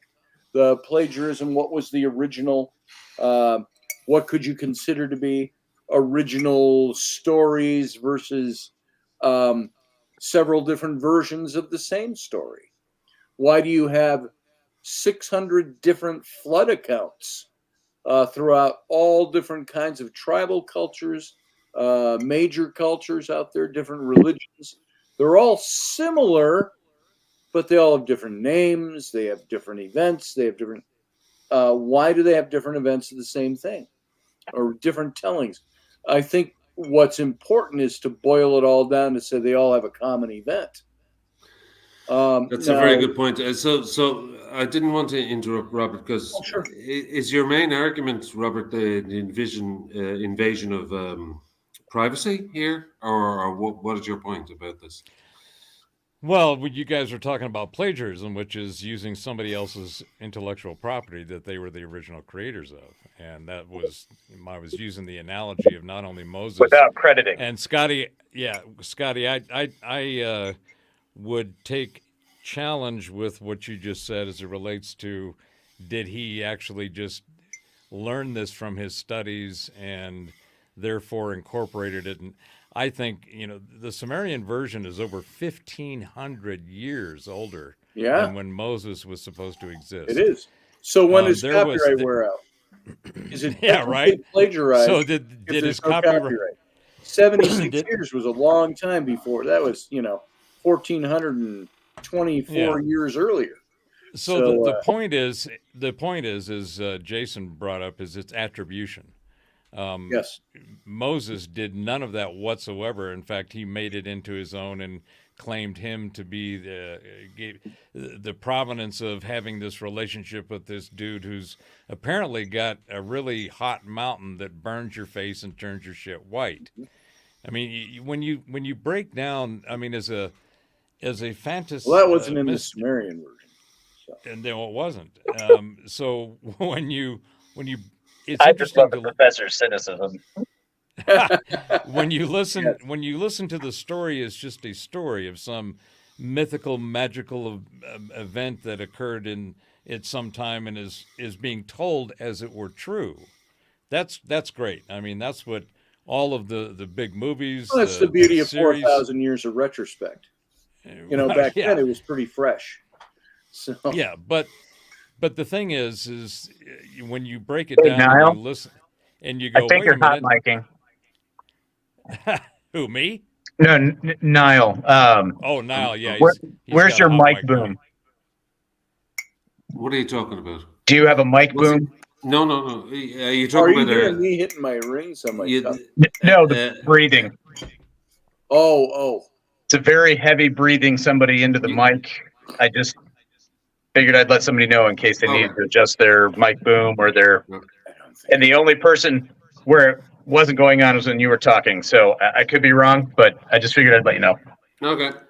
So the whole idea of looking at stories and in this very important transformative time that we're in, where the freedom of thought, the freedom of speech, the freedom to be who you are, regardless of how many different delineations of identity that have been offered and proffered, and that you either accept or deny. There's a major shift going on with trying to get to the truth of the origin of stuff. What is the actual origin? What stories are actually true, as which ones that we are told are true are actually not? Because we're going through the great reveal. Everybody's having a great rethink because we're about to go through the great rebuild. Because as I've droned on ad nauseum, as you gentlemen can all attest to, everything is broken. There is nothing in our culture, in our society, in our infrastructure, our architecture, our systems, and particularly the systems, because systems is where everything either works or it doesn't. And all of the systems right now are in complete chaos and are falling apart because they are broke. They no longer function for the efficiency, the efficacy of being an individual and expressing oneself as an individual freely within a community of like-minded, freely expressed individuals. Sorry, I was wondering what he was sniffing on there. I just spotted my flask. I think it's full of Midnight Moon. I don't know. By the way, Open the JP, flask, find out Yeah. what's- I think you said I was breathing heavily, but by the way, every time you speak, it's your microphone is way too high, so it sounds like you're shouting into the. Do you have like a sound activated mic on that, Jason? No, but let me see if I can. And you have a repeat also on your voice, so you I'm might not you might. touching the repeat. I think you probably have YouTube open at the same time as the stream here. Somebody does. That could be. It does close. Oh, yeah. I'm Is not that hearing the better? repeat from you. Is that any better? Yeah, you said your vocals are a bit lower because they were very loud. Yeah. You Okay, sound about yeah, the no. same. for Good. me. Yeah, I just went in and adjusted my sensitivity. That should. So but can we get back to me, please? And Of and course. actually Actually, I have a question on that. So as you so eloquently pointed out, the going on ad nauseum about all these different things. So you keep talking about the great reveal, the great this, the great that, but and maybe look, I came out of a career field where all of our manuals were written at an 8th grade reading level. I'm sorry. I thought it was 3rd grade. No, oh, wait a minute. no, that's salesman. That's salesman. Sorry.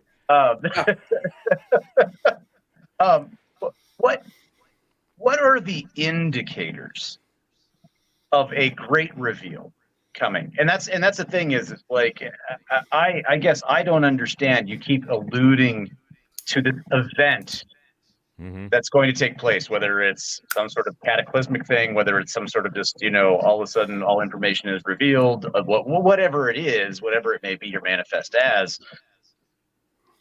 How is one supposed to pick up on the fact that there's a great reveal coming and all truth and knowledge will be unveiled to everyone? Because So Tic Tacs on a FLIR screen out of an F-18 doesn't tell me that we're hitting a massive. Let me tell you major something, reveal. Michelle Cannon Free. I don't believe in all this ascension stuff that you're talking about. So, no, So- I was trying to do a so- visual I there. just- Be I more- just- in and answer, I know I'm kind of tongue in cheek and humorous about it, but that's the thing is Yeah. a lot of times I'm not sure exactly what you're referring to or what these signs and symbols are, and there might be some viewers out there who aren't, quite picking up what you're putting down. So, and I appreciate that. I need to clarify that there is no single event. There are a multitude of events and a process that's going on. Okay. So the end result will be the great reveal, the great rebuild, the great rethink in the midst of all of that, trying to figure out how do we fix all the stuff that's broken. So what's the processes? Can you bring it down into like a list of 10, since you said it's like a whole plethora of things going on? Can you give me give the me Intrepid 7. green level guy? I mean, yeah, exactly. What are you talking about here? Carl Schwab and that kind of reveal? What? No, much. The things that I'm referring to are above all of the theater that we see in the feeds of information that are known as traditionally the mainstream, which I refer to as legacy media. The best way to answer that question, I think, is by asking the following question. Can you name something that is working right now in its optimal form and is not broken? Yes, coffee maker. us human beings. My coffee Human maker. beings? That I don't know. No, I don't know I'm now. sorry. I meant Oh, you're human referring My beings. to- coffee maker just Universal- knocked it out. I'm sorry, I That is not misheard you. bad. I thought you meant can you name something that is not operating? You're talking human about beings. universal entropy there, though. Everything is born to decay. Right. And all we can do is slow it down a little bit or enjoy it while it's going. And So Well, are see, you talking, Professor? Are you talking singularity? Are you talking transhumanism? No. What are you talking? I'm talking about when we think about how we function in our daily life, from second to second, minute to minute, hour to hour, day to day, okay? All of the things that we do during that time that we use, whether it's the food that we buy, which is completely polluted and crap, the pharmaceuticals and the drugs that we are prescribed, which are complete crap, our medical system that has defined all of that shit, complete crap, our government systems, complete crap, the education system, complete crap, the judicial system, complete crap. Every one of these systems they're broken beyond repair. They cannot be fixed. They are, Scotty, I agree that systems or things have a shelf life, but I don't agree with the word entropy. I don't think entropy actually exists scientifically, because entropy means it's something that eventually completely loses its heat. Second law of thermodynamics. It eventually dissipates the energy that may interchange the animate word it. decay. I've always said I'm an entropic being. We are all subject to entropy. We all devolve into nothingness, except Only for our bodies. energy. So Only our bodies. yes, Right. physical bodies. So, So what is so those are what is the great reveal? Not to great. put you Well, on the spot. what's so- being revealed? So, first of all, there should be an easy revealing of what I just said. Every system that we use in order to function and be in society and interact as a productive, positive, carbon-based unit in that, all of the systems are broke. And until you stop and you look at them, and you won't see that the entire system is malfunctioning.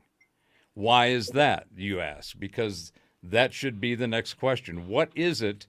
First of all, if you need to clarify that any of the things that I mentioned are broke, you need to go look at it just for about 10, 15 minutes and the data that's in it, the activities that are going on, all of the stuff. Science, for example. Back in 2015, a major report was put out that did a study on all the peer-reviewed papers that had been peer-reviewed, i.e. consensus, of a particular subject and then were published in the esteemed authoritative journals, over 90% of those papers could not be replicated. It's known as the replicability problem. Our science has been so screwed up.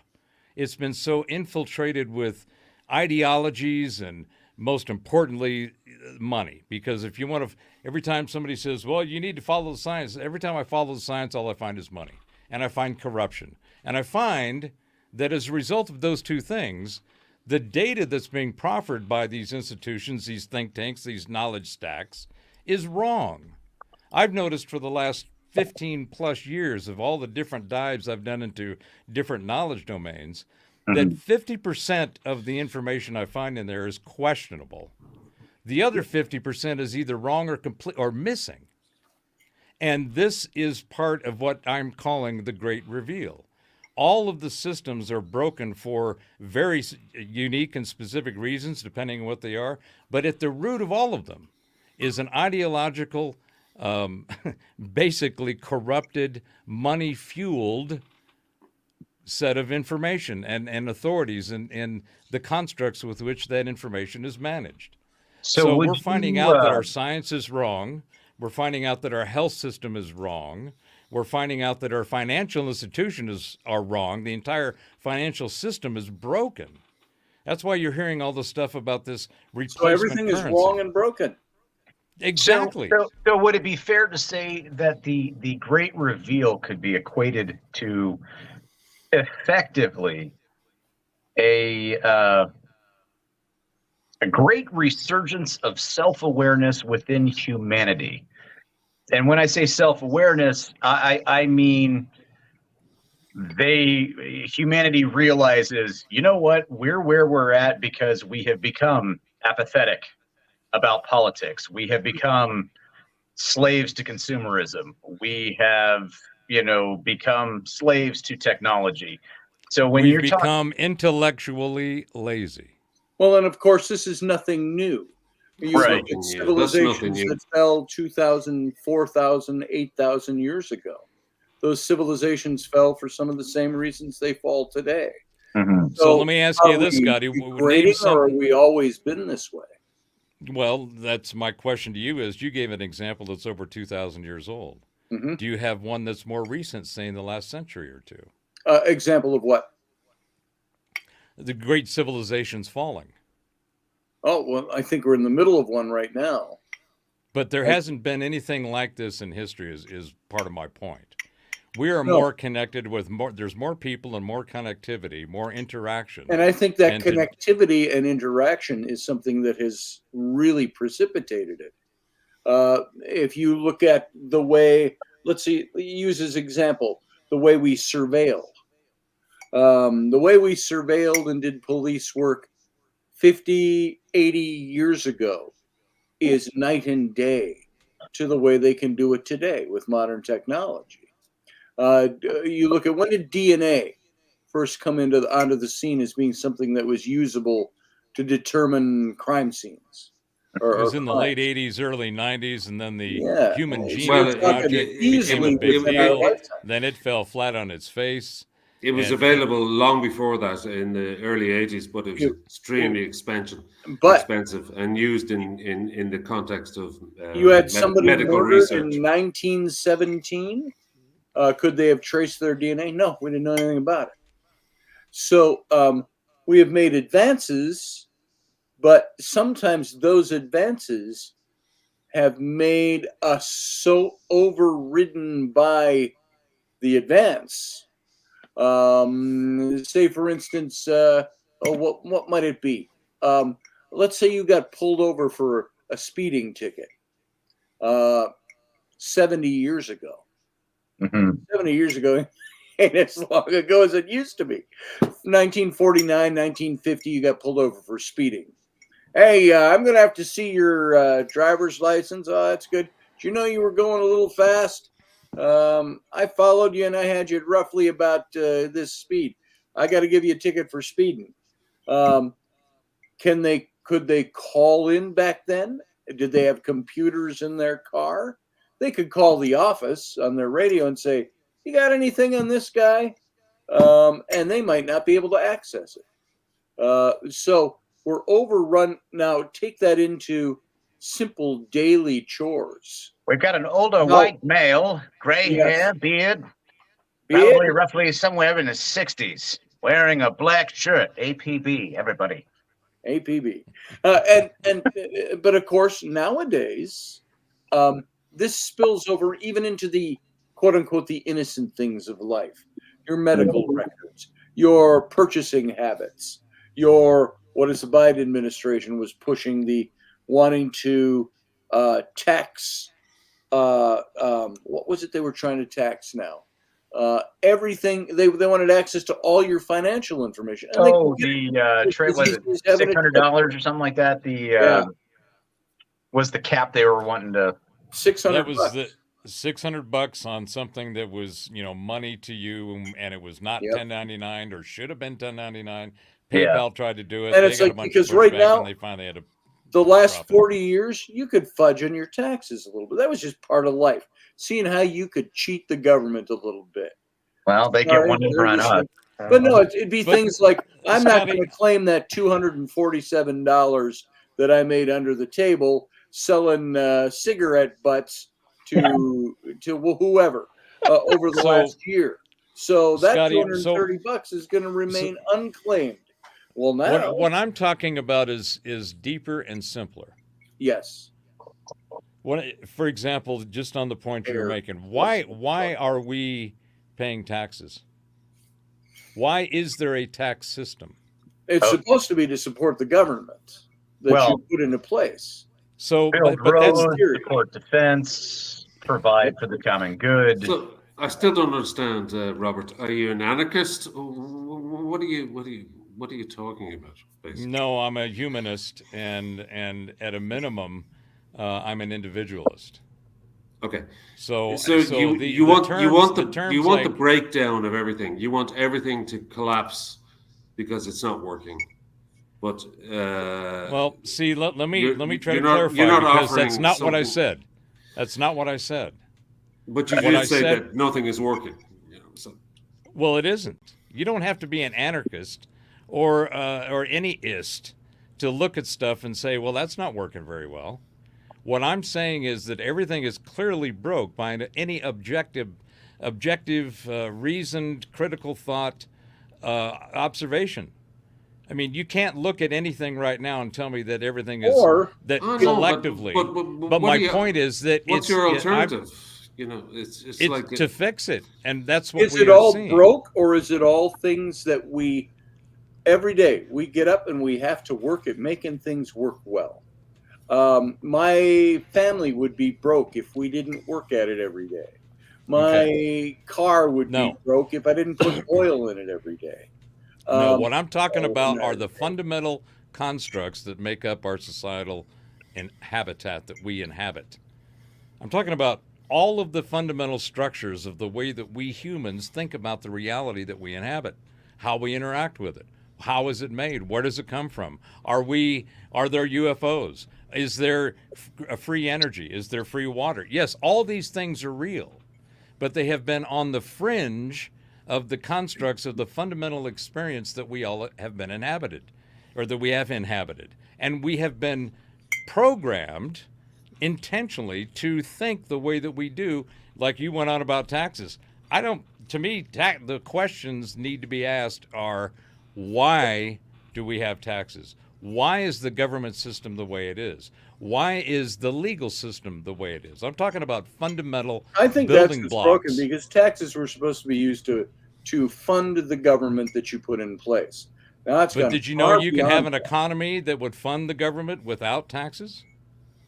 Did you know that? Say again. You can have a robust economy that is based on free enterprise. You're talking about personal tax or tax on goods and services or any tax? I'm talking whatsoever. about taxes, period.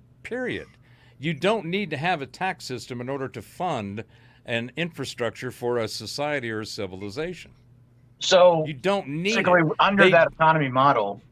That economy model, you would have corporations, companies, businesses, organizations, etc., who would own a square city block of road. They'd pay to maintain it. They'd fix it using the funds that they get from these services or goods that they provide for whatever form of currency you're using. Yes. Yes. What happens? But then what you've got happens the government producing goods to sell. Well, the whole that's not the question place of of government. the whole question of governance, or in the form of governments, is up for grabs, because in a totally free enterprise, sovereignty and provenance of the individual environment.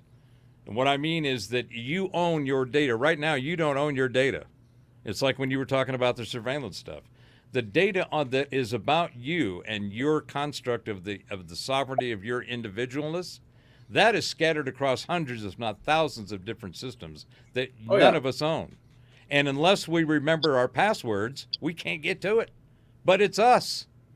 That system is wrong. If you took everything and gave the individual the ownership of themselves, and then allowed people of like minds to create what are termed self-organizing collectives or self-organizing communities. It sounds like a disaster. Well, it's because it's wide open for discrimination, and cults. And how's discrimination working tribalism, out in our society? Tribalism. How's that working out in our current system, Niall? It's not. The problem everybody has to be discriminating. There's nothing wrong with discriminating unless you're being discriminative. I mean, that's a part of the program. What you're talking about, Robert, is a pipe dream. It's not something that's ever going to happen. I discriminate what can happen you can and can't wear that to school. I discriminate. You cannot wear that. I discriminate. You cannot watch that. I discriminate. You cannot cut across George's yard because he wants his grass kept nice. Is that discrimination, though? So, what's that? Is that discrimination? No, you have to be discriminating. So, the problem is there's a number of things that Robert touched on. You could take into account, chaos theory, quantum mechanics, transhumanism, which I happen to be a fan of. I think some of the technology is extremely interesting for humans. I believe that the human species is fundamentally neurotic. Mm-hmm. We always look for something outside ourselves to save us, or to organize us. We blame everything except ourselves. We blame the government. We blame. Why is that? Yeah, because we're neurotic. My problems are my own. I can tell you that. And no other species operates like humans do. We're very self-absorbed. We're obsessed with the religion. We're obsessed with this whole idea of elitism, of being top of the food chain. Of being whisked to heaven. I enjoy these conversations because I don't take everything from the Bible literally. I just can't, But metaphorically, you will notice that all these stories tend to repeat themselves. And we all like the idea of iconography. We all like the idea that there is some. Well, there's only 5 original stories to humanity anyway. It's just all the variations and spins we put on them. There is a consciousness, or an entity who is kind of looking out at us and saying, well, human beings, we're all a bit fucked up in the head, but, there is hope for them. But, we can't do it ourselves. We certainly can't do it ourselves. And the whole idea of, there's been various groups over the years who have tried to do what you're suggesting, Robert. They're called cults. And we all know how that ends. They're called what? Cults. Yeah. Well, there's some truth to that. Niall, I appreciate your perspective, but I just have to tell you are so dead wrong. I couldn't make that I knew you'd say more, that. I knew, more specific. Just like you were saying that what I'm talking about could never happen. I would simply ask questions as to why. And all of the other issues that you brought up about the neurotic nature of the nattering nabobs that makes us who we are, that's programming, okay? So my point is that the freeing of the individual, the true transhumanism, which is the transformation into the self. Technology, yes, I'm a geezer geek. A lot of the stuff that's going on is going to make fundamental changes technologically to our biology, and med beds, light, sound, frequencies. There's all kinds of incredible things that are coming up. Nanotechnology as well, and I believe that those will find their place. But if they're not controlled by the individuals, if they are allowed to function and manifest in the current systems that we have, you will have the dystopian Terminator nightmare that you think will happen, in my view. I totally Okay, disagree. and First I of know all, because I'm deep in this tech. Yeah, there's been way too much talk about the Terminator as a movie, right? A franchise, Yeah. Transhumanism I prefer a Star Trek. is not, as you Without said, communism. Robert. It's not being integrated within ourselves. It's been integrated into something else. It's been integrated into technology. I understand the use of the term now. No, what I'm saying is the term is listen to me. wrong. No, the but term you is can't wrong. say that because Yes, I Well, can I say think that. you I just did. No, It's I called know. free. It's called free speech, and it's called having my own mind. What I'm saying is that the terminology like you're using is all programmed bullshit, and I'm not calling you bullshit. I'm saying the words. All of it has been I mangled will and only take issue manipulated. with you on this one thing, Professor, and that's who's to say your version of that isn't bullshit. I'm just that. What I'm saying is that you have the freedom to say what you want to say. Just like none of us, or I do, or Jason. But I'm not saying right. I'm not saying anything other than I think the words need to change. Sure. And I'm trying to tell you that your interpretation of my use of that word is not based on my definition. And you're not listening to me so I can tell you why I think your use of the term is wrong, because my use of the term I think is more accurate. It's just like the disclosure movement. It's not about disclosure, it's about exposure. It's just like this other thing that's going on. Everybody's been brainwashed. No, they've been brain stained. And what they need is a good brainwashing. Or in the heart of marital relationships. If my wife just had the logic I had, she would obviously see that I am always right. Right. And, so this is the risk we run with all this. We think things through a certain way, through a certain perspective. Your perspective, now I'm not labeling this is your only way of thinking, but say take the historical story of Moses. You think it's mythology. I think it includes mythology, but there's a historical tale at the core. I think that there is archaeology to be found.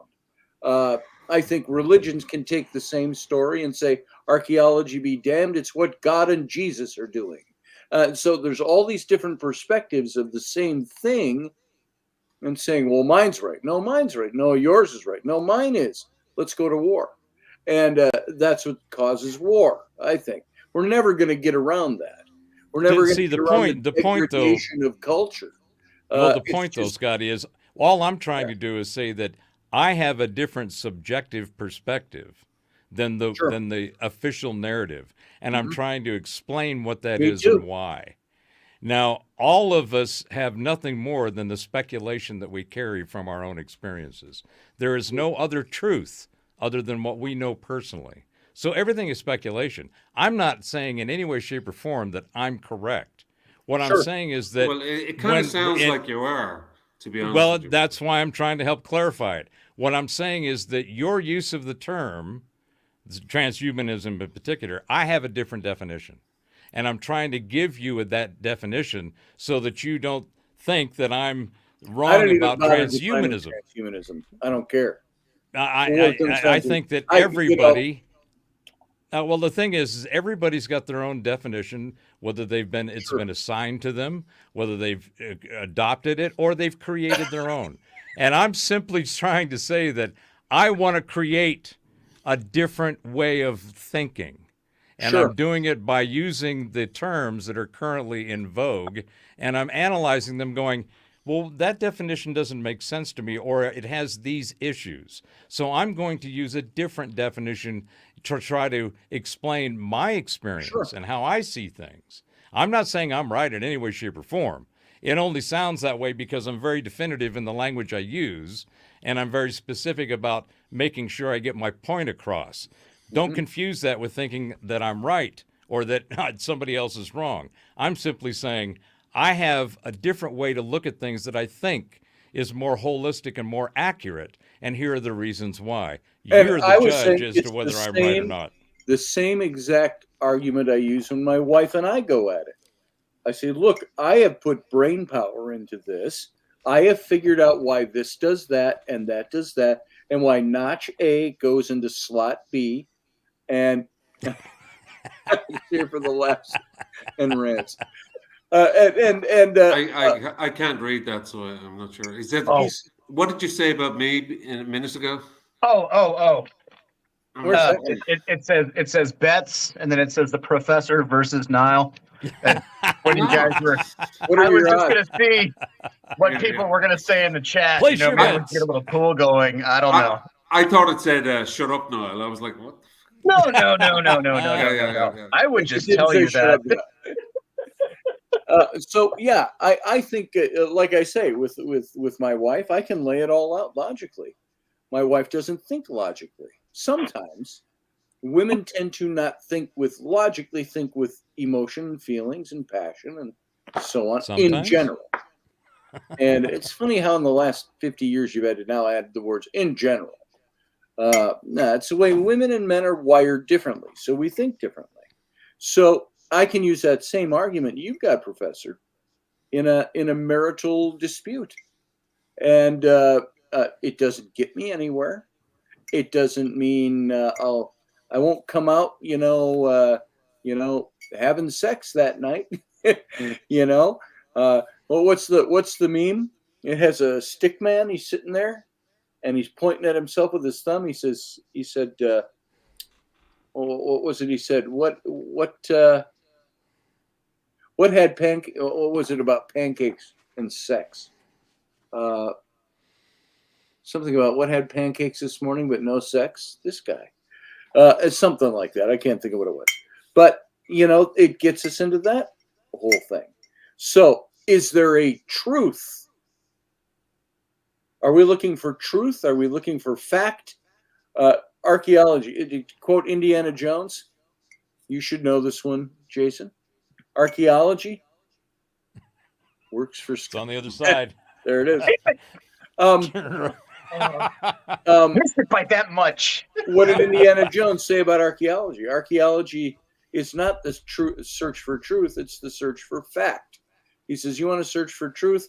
Go down to so and so, Professor so and so's class down the hall." Right. His Philosophy class. Yeah. down the hall. Well, see, And- this goes back to the original question that Niall and I think Jason asked originally.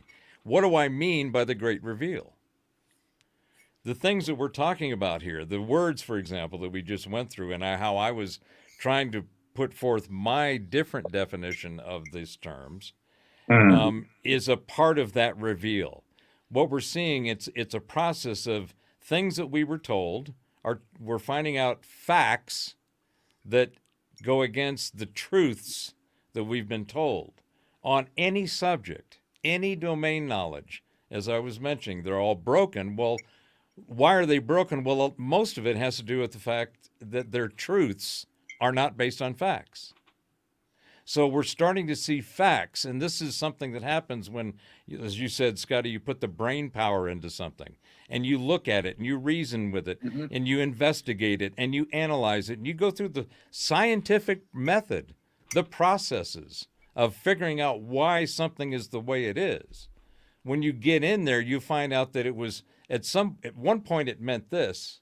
At another point it was hijacked, mangled, and manipulated, and now it means that.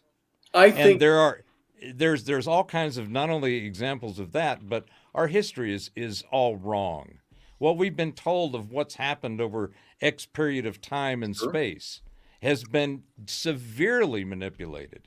It's nowhere near the truth of what really we're starting to see. So that is a part of the great reveal. I think here, and I would say about history, I think history has got a pretty good overall story to it, but you got to dig out the part of the archaeologist, the anthropologist, combine that with the philosophers, whatever, is finding out why Caesar did what he did. We don't know that. It's not always recorded, or why this leader did that or that guy did that. We don't really necessarily understand that. We know factoids about history. And then those factoids can be changed up when we start finding out why they wrote things the way they did or what really happened on that day. You know, there's a fear. There's a fear to do that, though. There is. Because if you dig and you find something is incorrect, it could destroy a more fragile sense of self, sense of reality that someone has. Exactly. It could completely destroy that. One of the examples that I like to use when talking about that kind of fear, and the reason why this example sticks in my mind is because I went and saw it at the Chester Fritz Auditorium on Wednesday. Andrew Lloyd Webber's Jesus Christ Superstar. Yeah. It is an examination of the humanity and the human element of the Passion story, not the divine.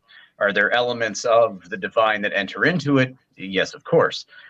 But it's told from a human perspective and trying to, what's going on through this? Nobody wants to think about those things.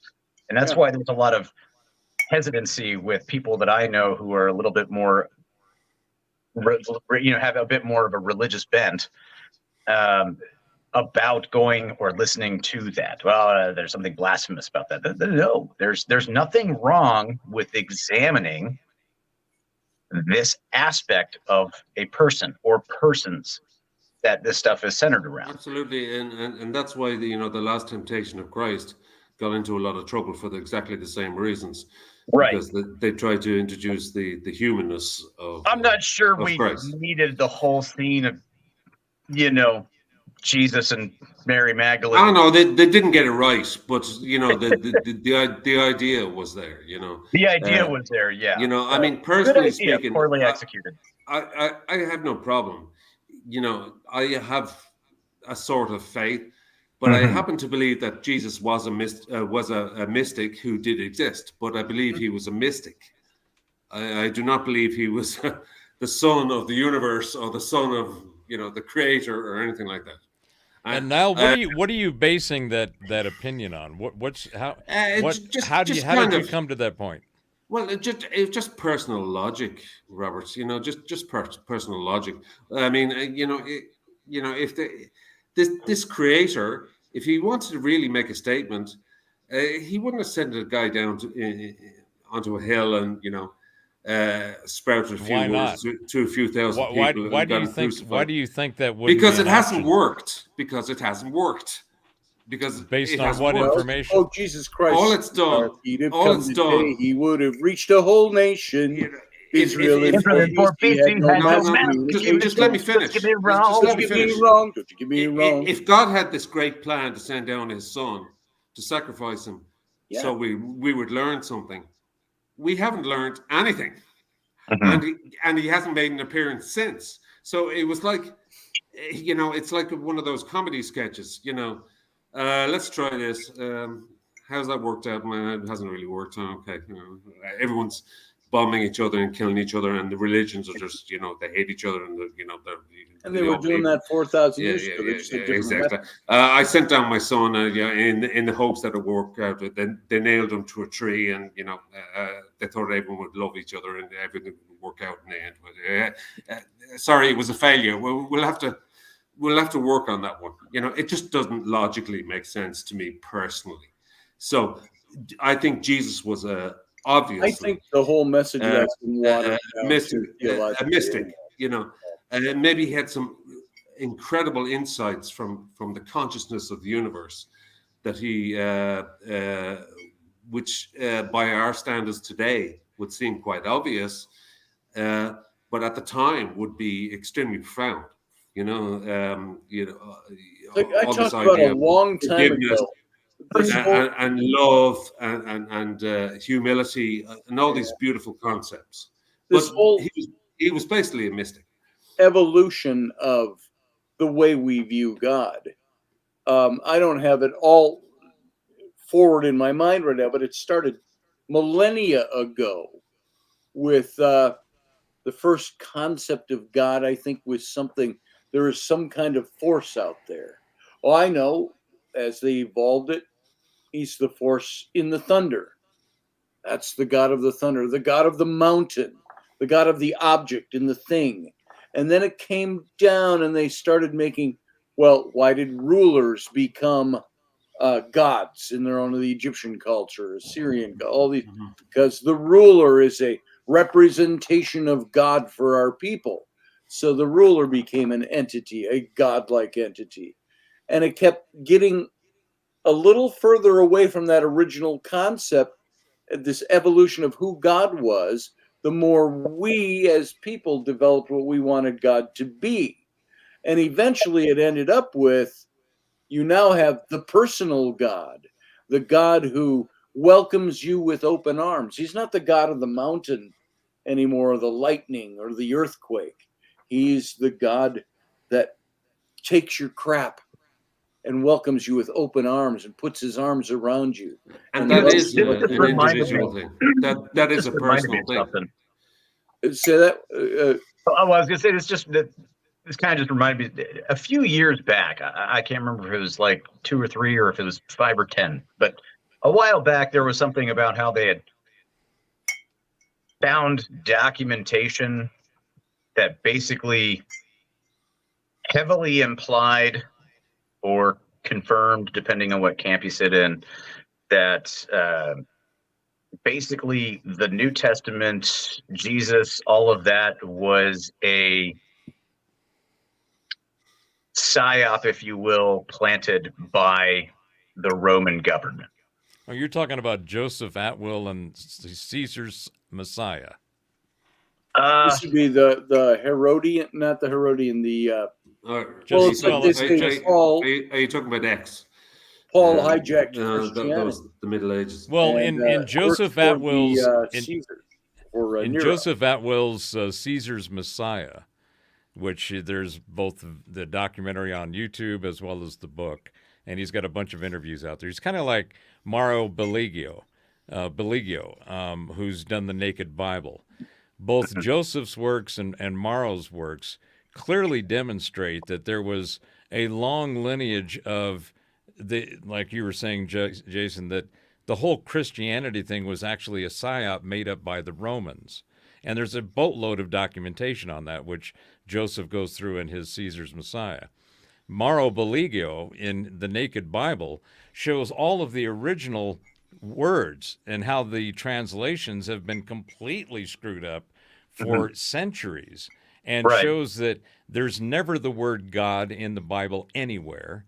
Yahweh was an Elohim, and he was a mid-level sergeant kind of guy that ruled over a certain region. And so these names and the way that they are portrayed in this book have been exposed. Again, another example of the great I'd reveal. like to know his source material on that, because it's certainly not in any of the Go look it up, sources. Scotty.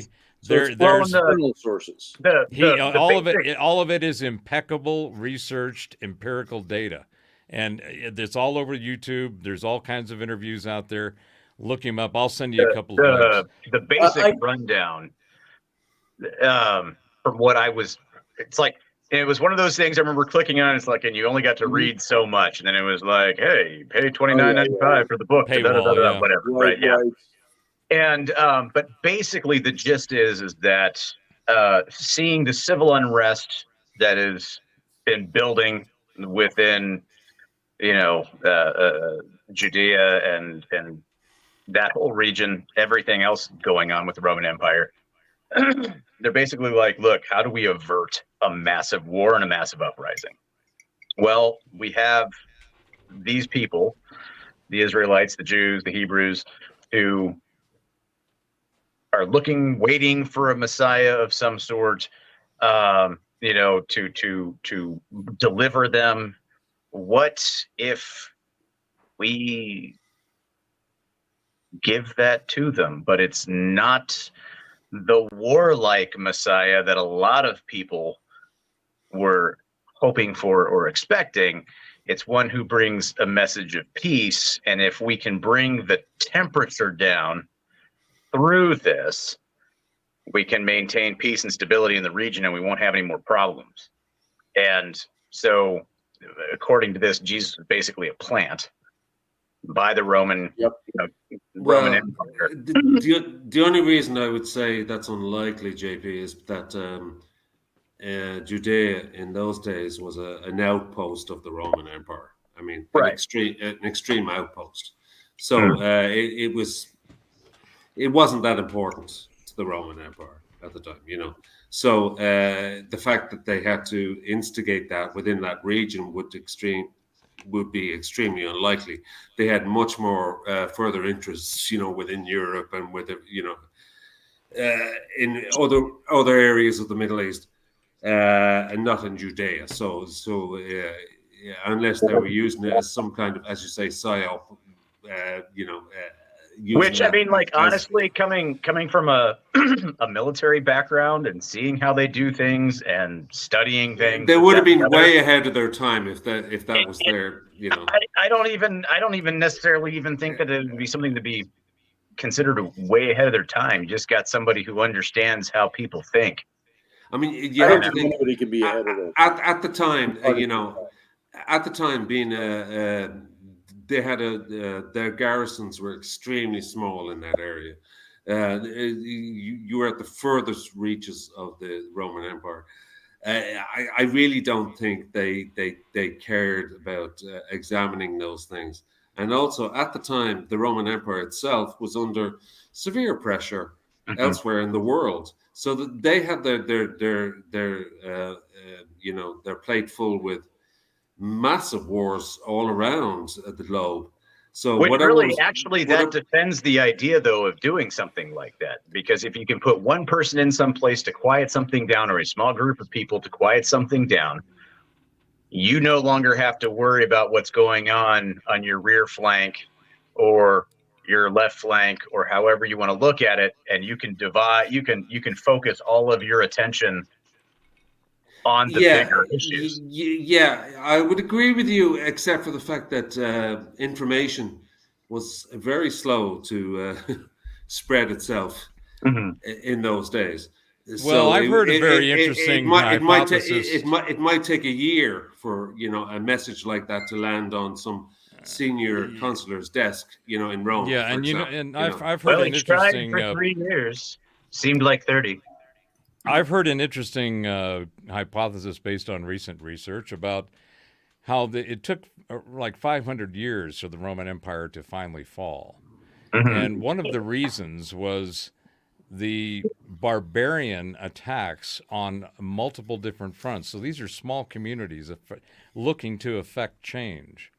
And part of what had happened with the Roman Empire is they got apathetic, they got lazy, they got fat, dumb, and happy in their conquest of being who they were and the way that they had transformed whoever they had conquered. So that they became this lackadaisical, hey, we're good the way we are. In the meantime, these hordes from all over the place, the Huns and all kinds of folks, decided to come in and start poking around at the edges. And they finally made enough of an intrusion into the then empire to where it just collapsed under its own weakness. Yes, so I agree with that 100%, Robert. I agree with that 100%. And I think that makes a lot of sense. The proof is in the pudding. What happened to the Roman Empire is that they were atomists, basically, materialists. The intellectuals were. So they didn't believe in anything. So what they used to do was take over a country and steal their iconography, and they'd make them their own.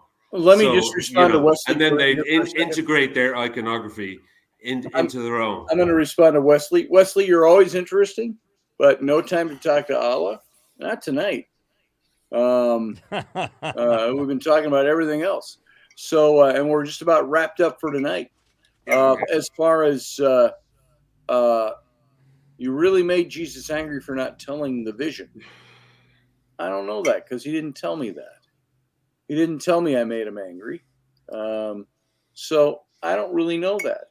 I think what we're talking about is what you're showing, Wesley, is that everybody's kind of got their own view of how things work.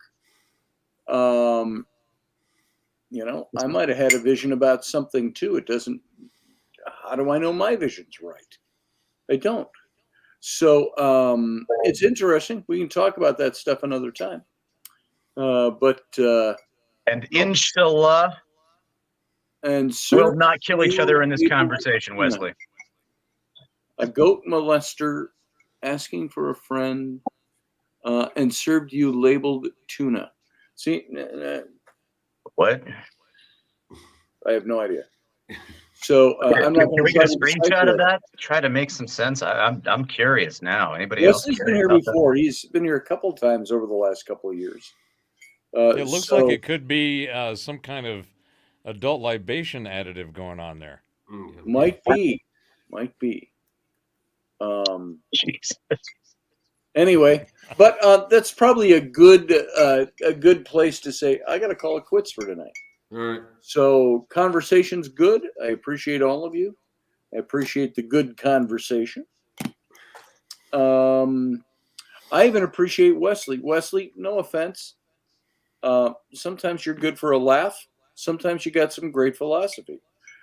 So playing dumb will only lose you your children. Well, you might be right about that. Probably from several different fronts.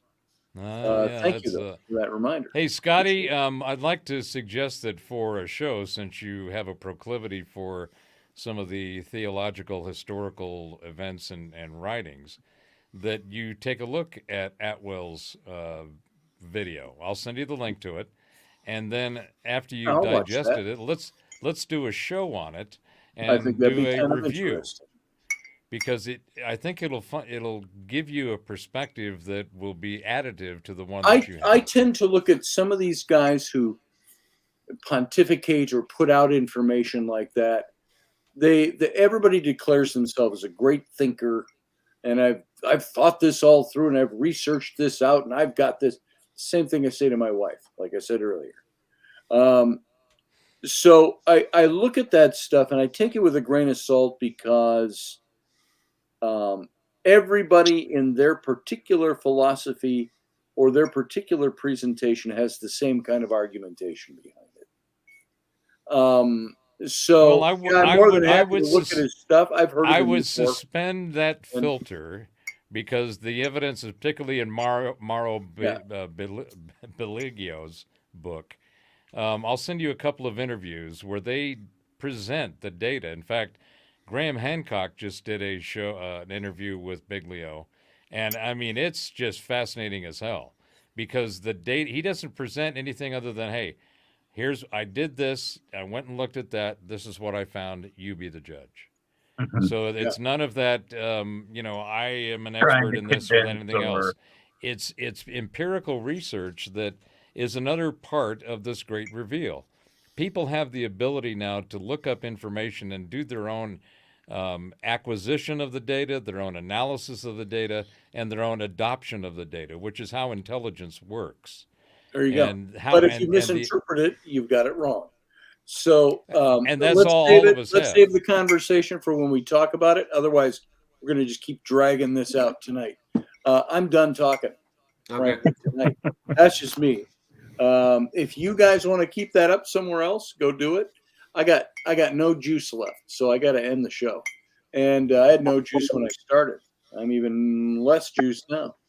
So how can you go from no juice to less juice than no juice? That's the same way you go into debt with a credit card. I don't know. There it is. You'd have to ask a pornographic actor. My credit limit, please. That's what I did tonight at the beginning of the show. All right, guys. Always a pleasure. See you later. Hey, by the way, Wesley Curry, thank you. He just wants you all to know that you're not going to enjoy the Omni marks. I think I would have to agree with you there. What are the Omni marks? I have no idea. No idea what that means. He can come back next time and he'll explain that to us.